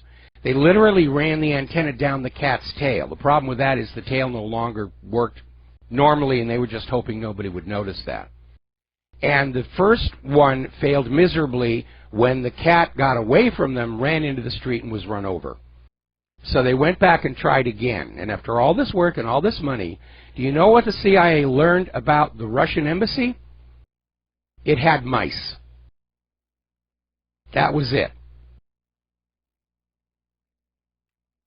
Your government tax dollars at work, as it were. Now then, over at Natural News, and they do a lot of good work over there, they have just announced their top 10 science rear-end hat of the year awards, being handed out to the hucksters and frauds of science, medicine, and biotech. And they're going on out there just saying that so many of these people being presented as scientists to you are not acting scientific. They're there as propagandists. And number one on their list is Bill Nye, who they describe as the science fraud guy. Now, Bill Nye is the son of Louis Nye, who was a comedian. If you're my age, you'll remember who he was. And he got this award because he originally came on out saying GMOs are very, very dangerous. And then all of a sudden Monsanto approached him, and he got to visit Monsanto headquarters, and who knows what all else went on in the discussion. And all of a sudden he's pro-GMO, and really, I'm Bill Nye, the science guy. You should love your GMOs. And very obviously, his opinion was for sale, and that's not real science. Natural News is also taking to task Neil deGrasse Tyson, who is also out there saying there's nothing wrong with GMOs. He's pushing global warming and the Big Bang Theory. Now, there's nobody that's got money behind the Big Bang Theory, but I think, you know my opinion. I think it's religion masquerading as science. We got to take a break for commercials. We're going to come on back with more of these awards for pseudoscience, followed by our hour of clarification. We'll be right back. Hello, America. Welcome back to the show here, and I'm watching the inaugural parade, and they just had a whole formation of tractors float on by there, which seems kind of interesting. Boy, tractors are not what they were when I was driving one as a kid. Anyway, getting on back to Natural News and their awards for science hucksters and frauds for the last year. Number 3 on the list is California Senator Richard Pan, who's been the driving force behind all of these laws in California to mandate all these vaccines for California children and to take away any grounds for objection by the parents, absent a doctor's note saying this vaccine will kill them. And they may even see a surge in doctors who that's their entire business. Ever since medical marijuana became legal in California, there are practices by brand new medical students where that's all they do. Somebody comes in and says, oh, I'm dealing with, here's a prescription for marijuana, and that's it. We're going to see doctors' offices where parents are going to come on in and say, I think this vaccine's dangerous for my kid, and the doctor's going to say, absolutely, here's your exception. People are going to fight back on that nonsense. Let's see. Natural News is also pointing the finger at David H. Gorski, otherwise known as the Psycho Blogger, who basically seems to make his living by going online and attacking anybody who questions any of the orthodox science, whether it's vaccine safety, GMO, human-caused global warming. And, of course, Dr. Fareed Fata made the list, who's the doctor who basically was sentenced to 45 years in prison for selling radiation and chemotherapy treatments to perfectly healthy patients, some of whom were made sick and died, and they didn't have cancer to begin with. And he defrauded Medicare and insurance companies out of more than $30 million. That's probably what they threw him in prison for, you know, not the deaths or anything. And then, of course, Bill Gates makes the list because he's been declared the master of the Zika virus hoax, which appears to have been created to protect a link between the microcephalic epidemic in Brazil with the mandatory vaccination campaign for pregnant women that began the year earlier. Oh, no, it's not the vaccines. Couldn't ever possibly be the vaccines here. It's got to be the Zika virus. And then it led to the screams about epidemics here in the U.S., and massive spraying, which was very profitable for those politicians who owned interests in those spraying companies, and devastated the honeybee populations on which natural organic food depends. Kevin Folta is on the Natural News list as the ultimate Monsanto shill. And then, of course, the former CDC director, current Merck shill, the people at Planned Parenthood, and it goes on and on. John Entine, the ultimate GMO apologist, corporate propagandist. And there's the music. We're going to take a break for station identification, and we'll be back for our hour of clarification. And aloha, welcome back to our show. And for those of you watching on BAM Music TV, this gorgeous creature sitting behind me is the lovely Lady Claire, here for our hour of clarification. But before we let her clarify, we're going to take a phone call here from Terry in Oregon. Aloha, Terry. Welcome to the show. What's on your mind? Hey Mike, I heard this morning that the ADL is upset that Trump used the phrase "America First." Yes. Because they said it was anti-Semitic. They've been saying that all year. They've been saying that all year long. I mean, the ADL's attitude is it should be Israel first, or you're not a real American. Right. They said something about that's the phrase that Charles Lindbergh used when he tried to keep us out of World War II, and he was anti-Semitic. So we can't use that term anymore. America First. Well, I'm going to go on using America Last. Yeah, America Last, that might make them a little happier, but Israel First would really make them happy. Well, okay, Mike, thank you. All right, you're welcome. All right, we're gonna let you go here, and we're gonna close the phone lines for a bit. What is your first story? Well, I had a little anecdote to share with our audience, and this is hysterically funny in many ways. Racist Trump supporters raised $650,000 to have black marching band play at the inauguration. And after rapper Snoop Dogg promised to roast any African Americans who performed at Donald Trump's inauguration, racist Trump supporters have raised $650,000 to have a predominantly black marching band play at today's events.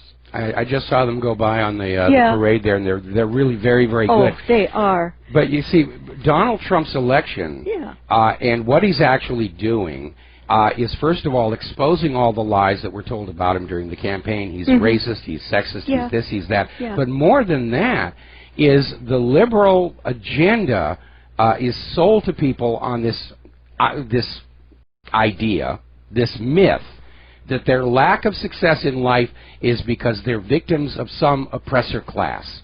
Women are being oppressed by men. The gays are oppressed by the straight people. The blacks are oppressed by the whites. The Mexicans are oppressed by I don't know who. And anytime that you have somebody that breaks out of that, like the Talladega Band marching in the inauguration, or all of Trump's supporters ponying up the money to get them there. Yeah, on GoFundMe. And on a GoFundMe page. Or Melania Trump or Ivanka Trump, who are beautiful and very successful women. It undermines that whole victimhood sales pitch. And that's why the liberals are thrashing around. And even now, they're still throwing stones through windows and crying. And there's all these videos being posted of Hillary supporters just breaking into tears as Trump takes the oath of office. People, you need to grow up. You're adults. And again, it's like, can any of these people really deal with the real world, with a real job? Or are they just, should we take all these liberal universities and turn them into convents and monasteries so these people won't have to actually deal with the outside world ever again? Yeah, and I've noticed it, and I'd like to take a moment to comment. There have been riots that have been very violent, disaffected youth threw eggs at guests and set fires outside of Trump International Hotel as people attempted to make their way to the new administration's Deplora Ball. But with the inauguration now over, protesters are showing no signs of slowing down as chaotic scenes of rioters destroying private property are flooding Twitter. Now, what this is, and the DNC had better sit back and listen, folks, because this is the new face of the DNC, unhinged, churlish, and prone to mayhem and destruction when it does not get its way. And hey, Donna Brazil, how about it? It's not just the Democratic Party and the DNC here. Yeah. This is the new public image of liberalism itself.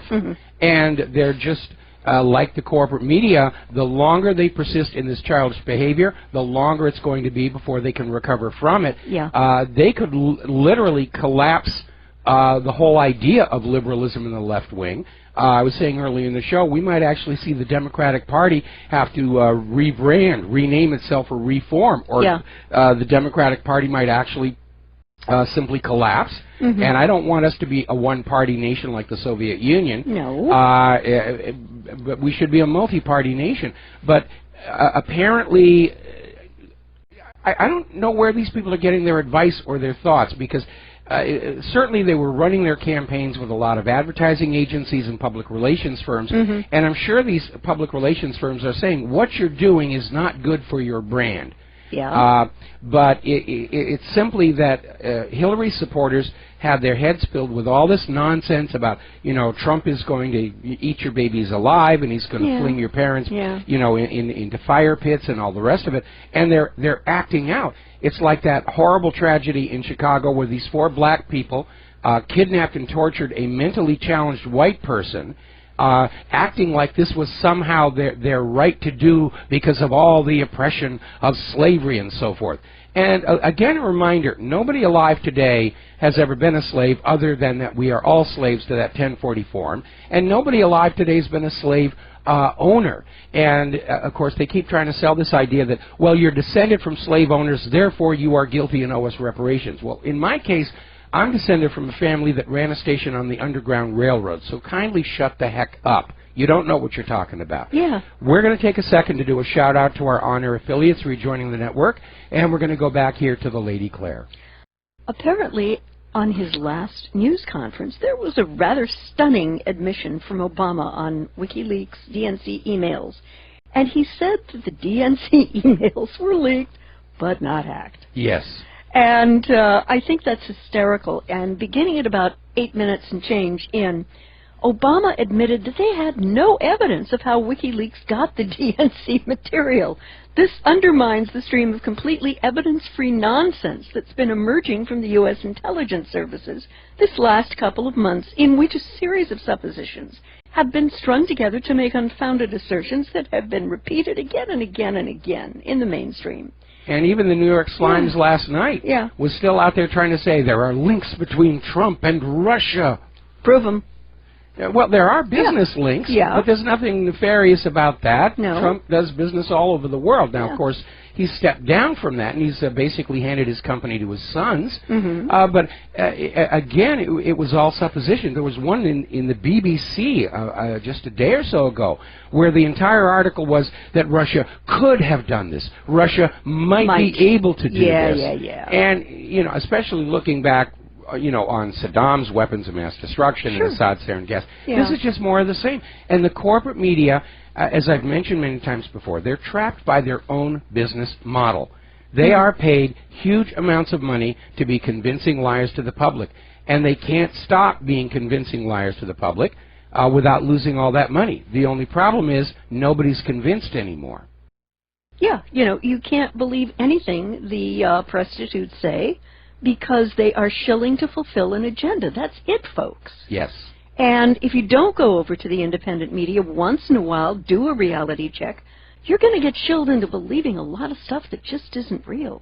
And you don't want that. Like human-caused Global global warming. Insert Yes. ominous music here. Yes, I hear you. No. But that is why, Mike, the independent media movement is getting so strong right now. It's really a phenomenon of people who want to be told the truth, or at least decide for themselves what that truth is because they've been looking at facts. Well, again, as I mentioned earlier in the show, I see 2017 as the year of the rise of independent media.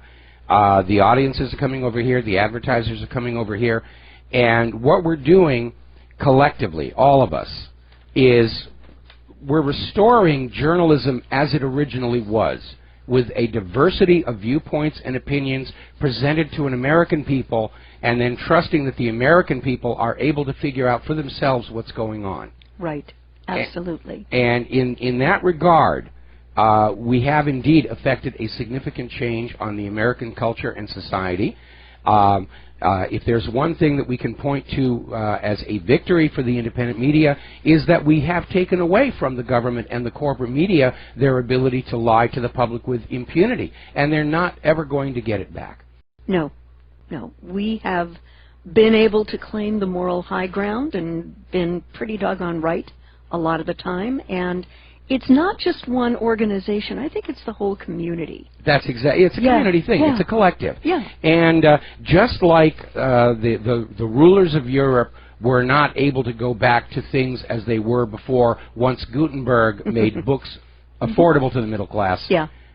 We're not going to see a return to the corporate media propaganda machine of the 60s, 70s, 80s, and 90s. Yeah. It's just not going to happen. We're going to see institutions are either going to have to adapt to this new reality of a better informed, a self-informed citizenry, or they're going to collapse and go extinct. Yeah. There is no really any kind of middle ground on that, I don't think. Nope. Yeah. I would like to sort of bop over to Syria, where something very major is happening. And it was on Global Research today. The Syrian army launched a large-scale campaign against ISIS-Daesh in Aleppo province. And this started on January the 9th. The government forces took control over several villages. And the army and the NDF, led by the Tiger forces, liberated Balorain in eastern Aleppo countryside, south of the group's stronghold of Al-Bab. They also retook the villages of Afrin and Rasam al-Abed from ISIS in the same area. And Mike, I think that this is very hopeful for the Syrian government that it may, with Russia's help, get their country back. Yeah, and again, Trump has already stated that the U.S. policy of foreign interventions, especially the covert ones, ends on his watch. And because he very clearly has signaled in his inauguration speech his opposition to the push for a one-world government and globalism, I think over the next several years we're going to start seeing countries going back to their own people. Libya, Yemen, Syria, and so forth. Because there's nothing wrong with a nation belonging to its own people and being run by its own people. And that was another very subtle message in Trump's speech, where he talks about how we, the American people, own the United States, and we do, and it is our rightful place to be making decisions what this country is doing. Absolutely. I found the speech very powerful, very honest, brutally honest, and I hope that he does have the wherewithal to be able to come through on what he's promised to the American people, because that could be absolutely incredible. But again, Trump by himself is not going to be able to accomplish anything. He's dealing with an obstructionist Congress, and many of the old neocon, neoliberal war hawks are still holding office. Whether they should be or not is a matter for another show. And he's dealing with an openly adversarial corporate media which sees itself as fighting for its very life right now. And all of these parties are desperate, and nothing is more dangerous than a desperate, cornered animal. So, again, our work has not ended with the inauguration of President Trump. It is just beginning. We're going to have a nice, relaxing weekend. Monday, we get back to work. Because for Donald Trump to bring about the changes we want, We, the American people, are going to have to stand shoulder to shoulder with them. We're going to have to be glaring through the windows in those offices of the senators and representatives and say, you work for us. And the instant you forget that, we will do to you next election what we did to Hillary last election. We will overcome the election fraud, and we will kick you out. Amen. And, and again, my focus for the next 2 years, till the midterm elections, is going to be arguing for a complete overhaul of our nation's election system. I've written an article about it. I included it in the letter that I sent to the White House just this morning. We have to restore an election system that the American people have confidence in is accurately reflecting the will of the American people. One of the greatest treasons committed by the corporate media was following Jill Stein's failed attempt at a recount. It surfaced there had been massive election fraud favoring Hillary Clinton. In fact, it was documented in 5 states. None of the corporate media even mentioned that. Not a word. Not a word. And all we heard was, you can't question the election system. That's an attack on democracy itself. Well, it's time to question the accuracy, honesty, and fairness of our election system. And we have a president who's going to be sympathetic to that because he had to fight against that rigged election system to win the White House. And if he doesn't do something about it, it's going to be twice as bad in 2020. I agree, absolutely.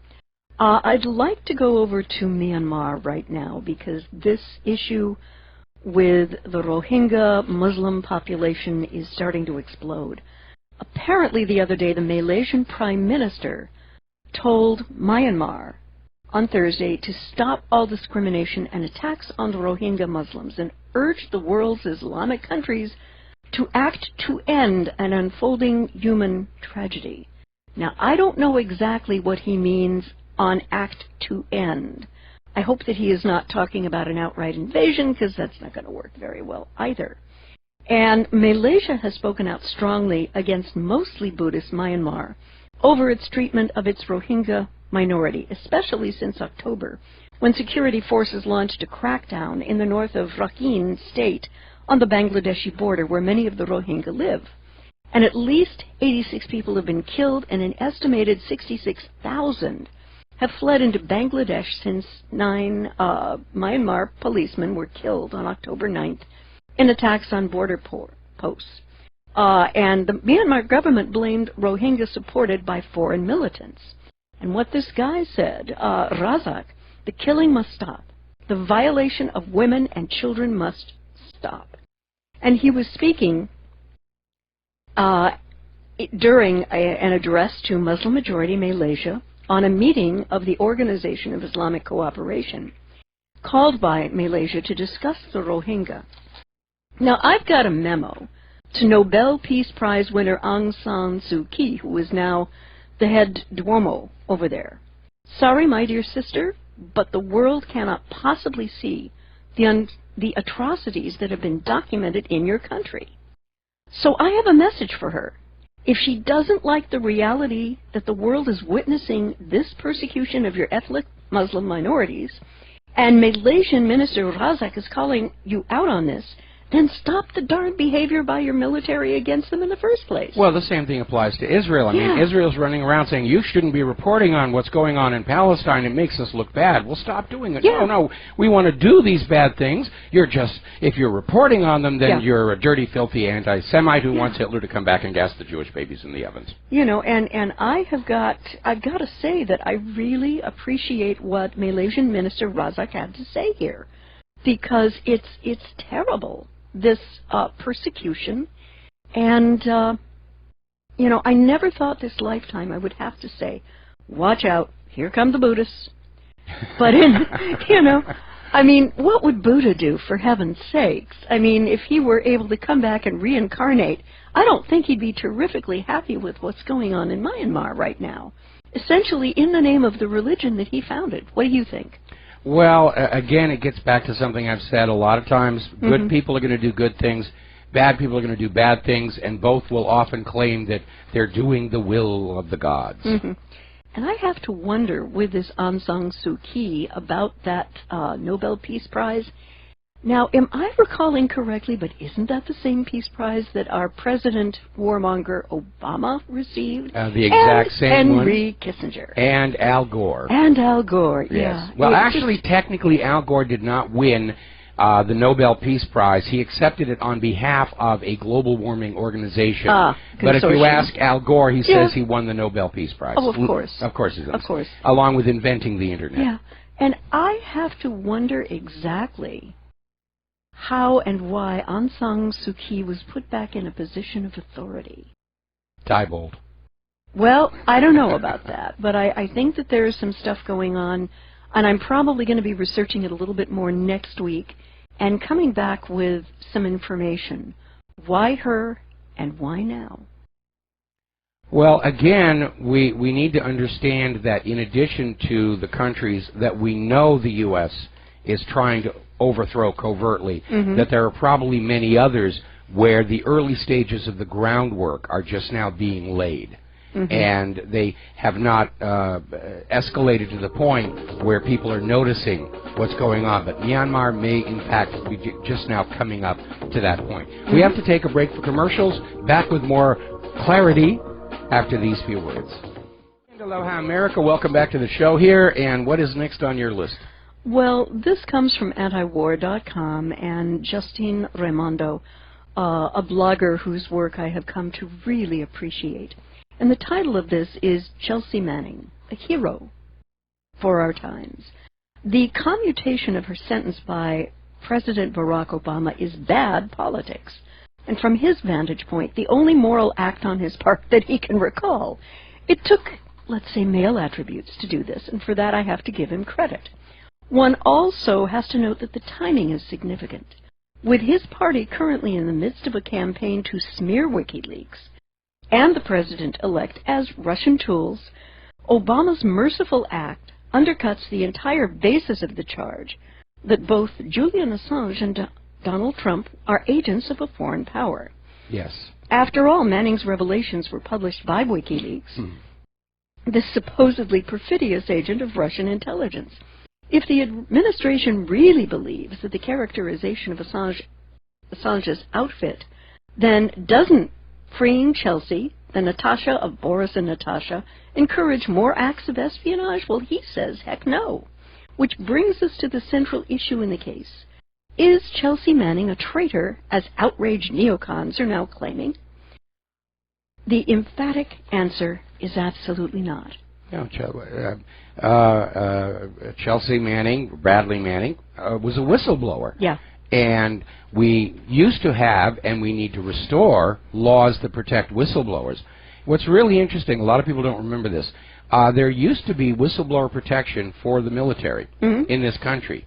And it was rescinded by President Bill Clinton immediately following the shoot-down of TWA 800. And it was initially specifically revoked for those members of the military who were taking part in the recovery of the debris. And over time, it's now been extended. There has been a war on whistleblowers in this country ever since. But whistleblowers serve a necessary function of exposing wrongdoing, both corporate and political. And again, whistleblowing is protected speech under the First Amendment. Absolutely. And Justine goes on to mention that Chelsea Manning was never charged with treason. No doubt the government thought it could never get a conviction for treason, or else they would have done so. And part of the reason for that is not a single document revealed by Chelsea's action was ever labeled top secret, which is in itself not a top secret, top-level category in our national security lexicon. And secondly, in spite of testimony at Manning's trial that Obama's bin Laden had requested to see the Afghan war logs published by WikiLeaks, not a single person was killed or injured as a result of this particular revelation. The alleged harm was minimal to non-existent, but the benefits to the people of the United States and the world by this publication of these documents was profoundly important. Mike, I tend to agree with him. Absolutely. Yeah. There's no question about it. Manning did not intend to harm the United States and betray us to an enemy. Manning was actually, if you think about it, in compliance with the Uniform Code of Military Justice, much of which was written in the wake of the Nuremberg trials following World War II, in which you are allowed, as a serving member of the military, to refuse an illegal, immoral order, and you are allowed to report when your superiors are engaged in illegal and immoral actions. So Manning was actually legally in the clear because none of the stuff was classified. And again, as I mentioned, the reason Obama pardoned Manning was to get at Julian Assange, because Assange had made that deal. If you will pardon Manning, I will turn myself in. But again, if Julian Assange did not approach and solicit anybody to blow the whistle, then he too is legally in the clear. If you are a member of the media, which I think WikiLeaks has to qualify as. Absolutely, at this point. Okay. If somebody walks up to you unannounced and hands you an envelope with the missing part of Richard Nixon's audio tapes, and you publish it, you can't be prosecuted. But if you go back to that person and say, do you have any more classified information I could have, at that point it's a Title 18 violation. If they would have to prove that Julian Assange solicited classified information in order to put him into prison, which doesn't mean they won't do it on some kangaroo court principle. We'll be right back. Aloha, America. Welcome back to our show here. And before we go back for more clarification here, we're going to take a phone call. John in Rancho Cucamonga, aloha. Welcome to the show. What's on your mind? Yeah, good afternoon, Michael, and I trust your clarification. Claire is still listening, is still there on the show with you. I'm right here. I'm right here. Oh, that's terrific, Yeah. Claire. Good to hear your voice. Hey, I talked to your one and only several months ago about your adulation of Justin Raimondo, excuse me, and I told him what I'd found out. I subscribed to a magazine called The Chronicles. It's published in Rockford, Illinois. Okay. They tout themselves as being a pretty conservative magazine, comes out once a month, and for the most part it is. And but when he got done with this one particular article, and in all the years that I've been getting the Chronicles, 7 or 8 years, he never said one word about 9/11. And then in this one article, he caused me to do some research to find out what he ever did say about 9/11. I did all kinds of browser searches, and I couldn't find one article about 9/11 authored by Justin Raimondo. Now that's kind of weird. So no, it's not necessarily. It's not necessarily weird. You know, there are some people in the independent media who maintain a broad focus. There are others who, for the most part, are tuned into a particular issue, such as natural news, as science and health and vaccine safety. Others are basically looking more at the corruption inside Washington, D.C. So the fact that Justin isn't covering a particular story does not necessarily mean anything other than it isn't what he wants to focus on. And what I do recall, I thought I did, I'm sorry, go ahead, Claire. What I have read of his seems to me very intelligently written, very whole, and very sane. And I do appreciate him. But again, maybe this area of 9/11 is something that is just not his immediate focus. There are other things on which he's focused. I mean, there are issues going on in the world today where I simply don't look because I don't have the time. No one person can cover it all.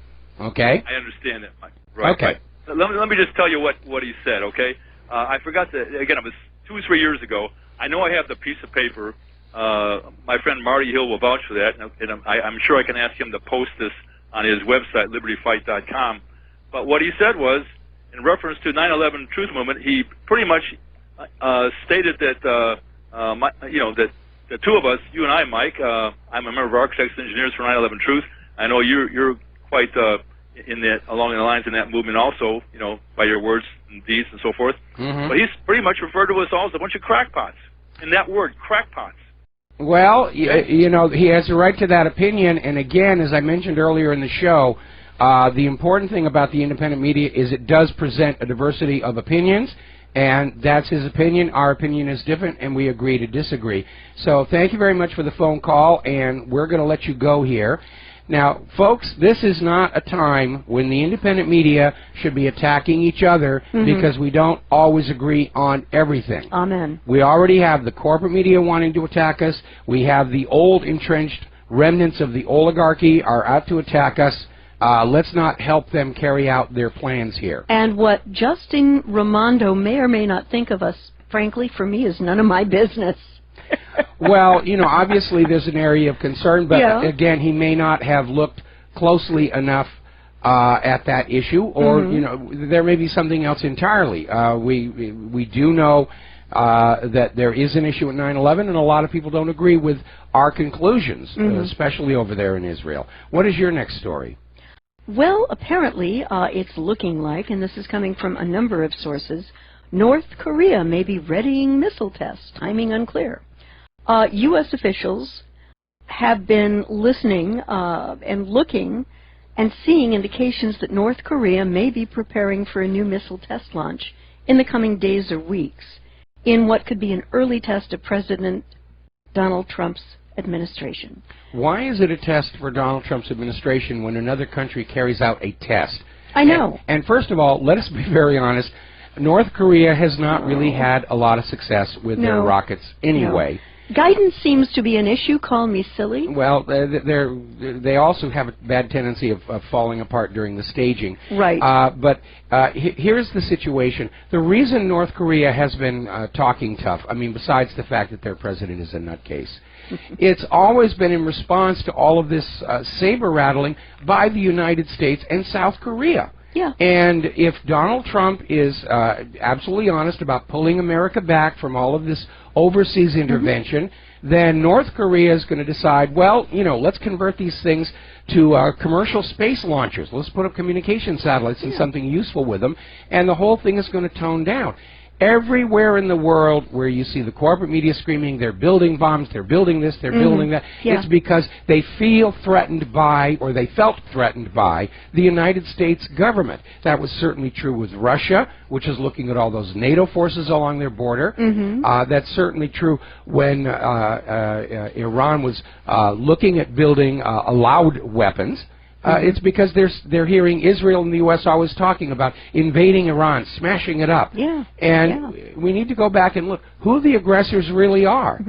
And one of the things I think President Trump needs to do right the heck now, and put the guy on his speed dial, is China's President Xi Jinping. And if I massacred the pronunciation, I do apologize to people who speak the language. And Michael, I say this because what needs to happen here is that the U.S. working in concert with China and South Korea can very possibly get North Korea back to the negotiation table and substitute a true peace treaty for the current armistice with trade guarantees.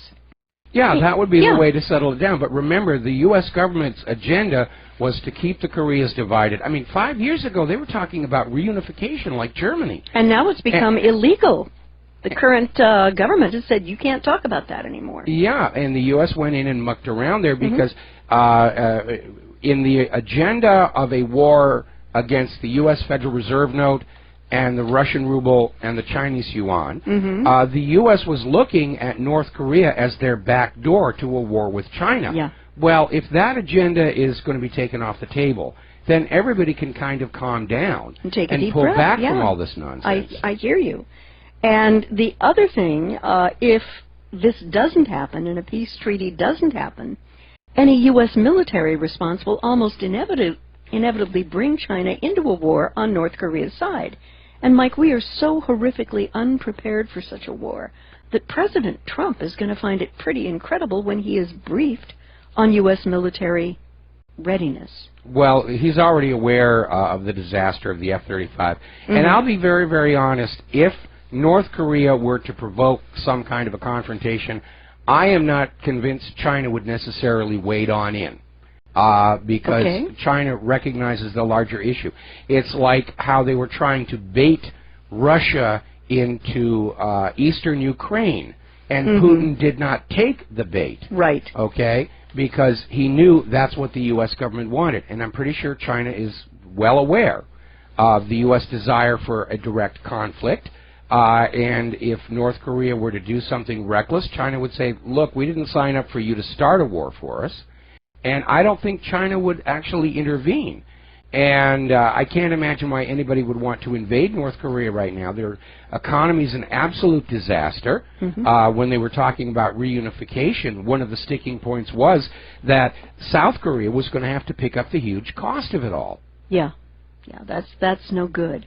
But I do hope that there's better communication between the U.S., South Korea, and China on this to try to lure North Korea back to the negotiating table to get this peace deal going so that they stop developing their nuclear weapons programs.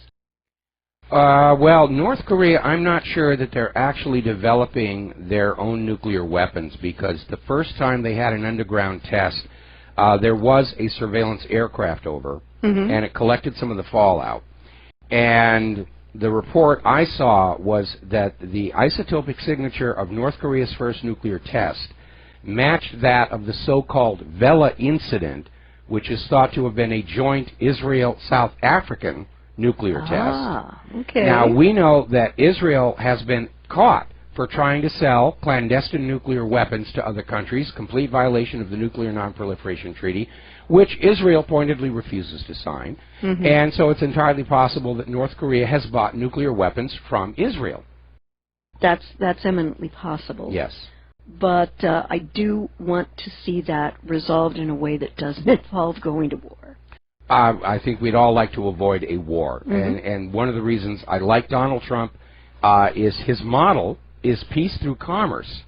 The only problem he's dealing with right now is the United States doesn't really have much of anything anybody wants to buy anymore. Our manufacturing is in decline. We're producing poor quality products. Even our weapons are no longer seen as desirable by other countries, and nobody wants our GMO agriculture.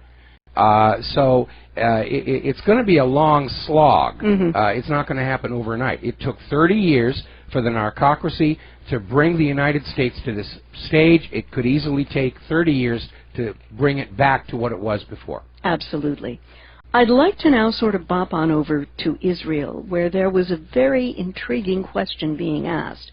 Will the tangled web of corruption finally dethrone King Bibi Netanyahu? Oh, I'd love to see that And happen. almost every night on TV and every day in newspapers, purported leaks have appeared describing what the media say are details of the investigation. Excuse me. These leaks, though, have fueled opposition calls for Netanyahu to go, and separate opinion polls conducted on behalf of the Jerusalem Post, the Walla news website, the Globe's business newspaper, and Channel 2 all show that his party's popularity is slipping. Netanyahu has said that the media is out to get him and he has no intention of stepping down. Well, Netanyahu's leadership has made Israel a pariah state relative to his following in a long tradition. Yeah. But he is one of the most hardline people, and Netanyahu, especially since 9/11, has never hesitated, never missed an opportunity to humiliate and humble the United States of America, which is why I suspect, following on the theory that the U.S. government, CIA, and Israel worked together to get 9/11 going, is that 9/11 turned around and is now blackmailing the U.S. government, saying, if you don't give us what we want, we'll tell the world who really did 9/11, and it'll be worse for you than it will be for us. Well, look at that $38 billion over 10-year agreement, statement of understanding between the U.S. And look at all the members of Congress like Lindsey Graham. Oh, it's nowhere near enough. You must give them more. Yeah, it's really amazing. But I do hope, like the drip, drip, drip of Clinton Gate, that Netanyahu Gate will have a positive effect on ending this man's regime. Well, that would certainly, it would be nice to see a more moderate leader in Israel, and I get email from people who live in Israel who are of the same opinion. Netanyahu does not have overwhelming support of the people of Israel itself. They think all this violence is unnecessary. But Israel, like the United States, is dealing with this corrupted oligarchical plutocracy that's, trying to run their country like it's a Bronze Age tribal kingdom, where we shall go forth and smite the enemy. Yeah. Unfortunately, in a world with nuclear weapons, the smiting can easily get out of control. Right. I would like to kind of bop over to India, which is ready to deploy a massive tank army along the border with Pakistan. And they're getting ready to deploy over 460 new T-90SM main battle tanks along India's border with Pakistan. And this was confirmed by senior Indian defense officials who told Aiea Jane's Defense Weekly on January 19th, yesterday. It's apparently the most modern version of the T-90 and has been specifically designed for export by Russia. People are kind of twigging on to the fact that Russian weapons are not too bad. No, they had that giant open-air demonstration all over Syria, and they're hearing these horror stories about recent U.S. weapons, and the only reason U.S. weapons are still being bought is because of prior treaty obligations and understandings. Right. And that has also been a continuing pattern of the U.S. government for the last 30 years, make junk products, dangerous products, and then sign trade agreements with other countries that force them to buy and import our products and sell them to their people. Right. And one of the major sticking points for both the Trans-Pacific Partnership and the Transatlantic Trade and Investment Partnership was the ban on GMO labeling and the enforcing of purchase of GMO products from the United States, going to countries that already had GMO labeling and have already banned GMO, like Russia and China. Yeah. And I do have a memo to the Indian and Pakistani governments. In light of the fact that they are both nuclear-armed countries with a history of mortal combat and wars, I'm hoping that the top leadership kind of pulls away from the brink, because such a war could potentially go nuclear in a heartbeat, and the results would be both unthinkable and the consequences catastrophic and irreversible.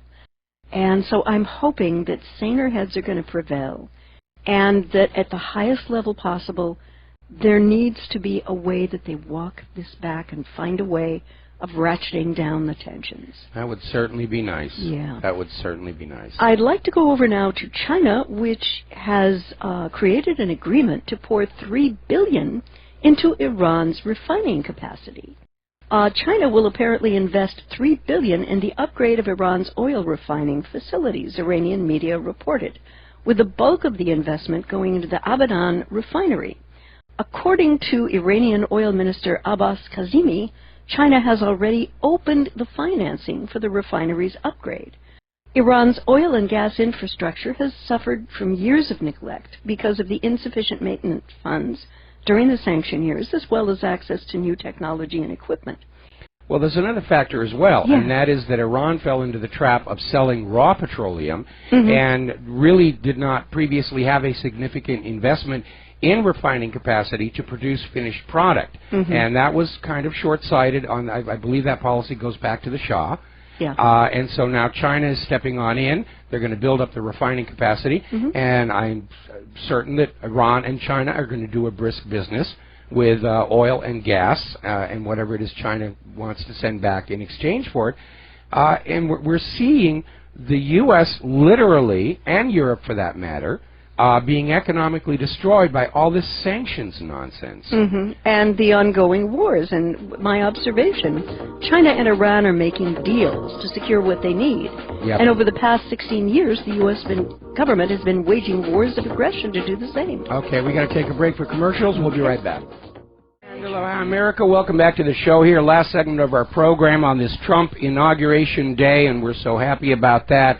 Quick little comment. Earlier in the week, we reported on how the U.S. government had proclaimed they had bombed some terrorist camps in Libya and killed a couple of dozen supposed terrorists. We're not really sure, we never will be, using a pair of B-2 Spirit bombers that basically flew all the way from the United States for 34 hours. Cost of this mission, $8.8 million.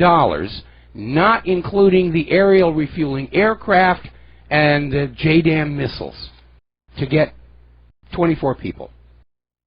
Good thinking. Good planning here. All right, you had a story you wanted to take us out with? Yeah, apparently there are a number of Republican legislators who want to criminalize peaceful protest. And in some states, nonviolent demonstrating may soon carry increased legal risks, including punishing fines and significant prison terms for people who participate in protests involving civil disobedience. And over the past couple of weeks, Republican legislators across the country have quietly introduced a number of proposals to criminalize and discourage peaceful protest.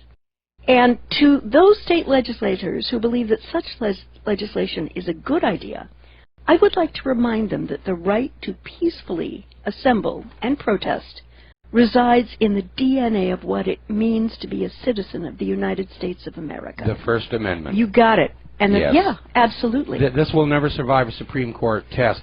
What we need are some Supreme Court tests for the laws that have already been passed that specifically ban protesting certain industries, like animal rights protests. Yeah. And by the way, you got to pay attention to what the government is doing to those Dakota Access Pipeline protesters right now. Oh boy, it's bad. Under the cover of the inauguration, and the corporate media is looking at Washington, D.C., they're just uncorking on those people for just wanting to not have to drink toxic water. If they wanted to drink toxic water, they'd move to Flint, Michigan. Yeah, and they've already installed rocket launchers, as we reported earlier this week on the site. Yeah, the police and forces, they don't want any media coverage. They don't want any independent media coverage of what's being done to those Dakota Access Pipeline protesters. So they now have missiles to shoot down any camera drones they see over the area. Right. That's desperation on the cusp of madness. It really is, and it's showing that under the narcocracy, corporations have come to see themselves as above the law, where Obama actually issued an order to this pipeline company to stand down, and they said, no, we're not going to do that. I think we're getting to a point here where we need to decide and reaffirm who runs this country. And Donald Trump just said this morning, it's the American people. And we've just seen epic abuses by corporations, whether it's oil pipelines, toxic vaccines, GMO, unsafe foods in the stores. It's time for that to come to an end. There's the music. Time for us to get out of here on this Kaahumanu Friday and Trump Inauguration Day. We'll be back Monday on the Republic Broadcasting Network. Hopefully my voice will be all better by then. So have a good weekend. Celebrate Trump's inauguration. And aloha, America.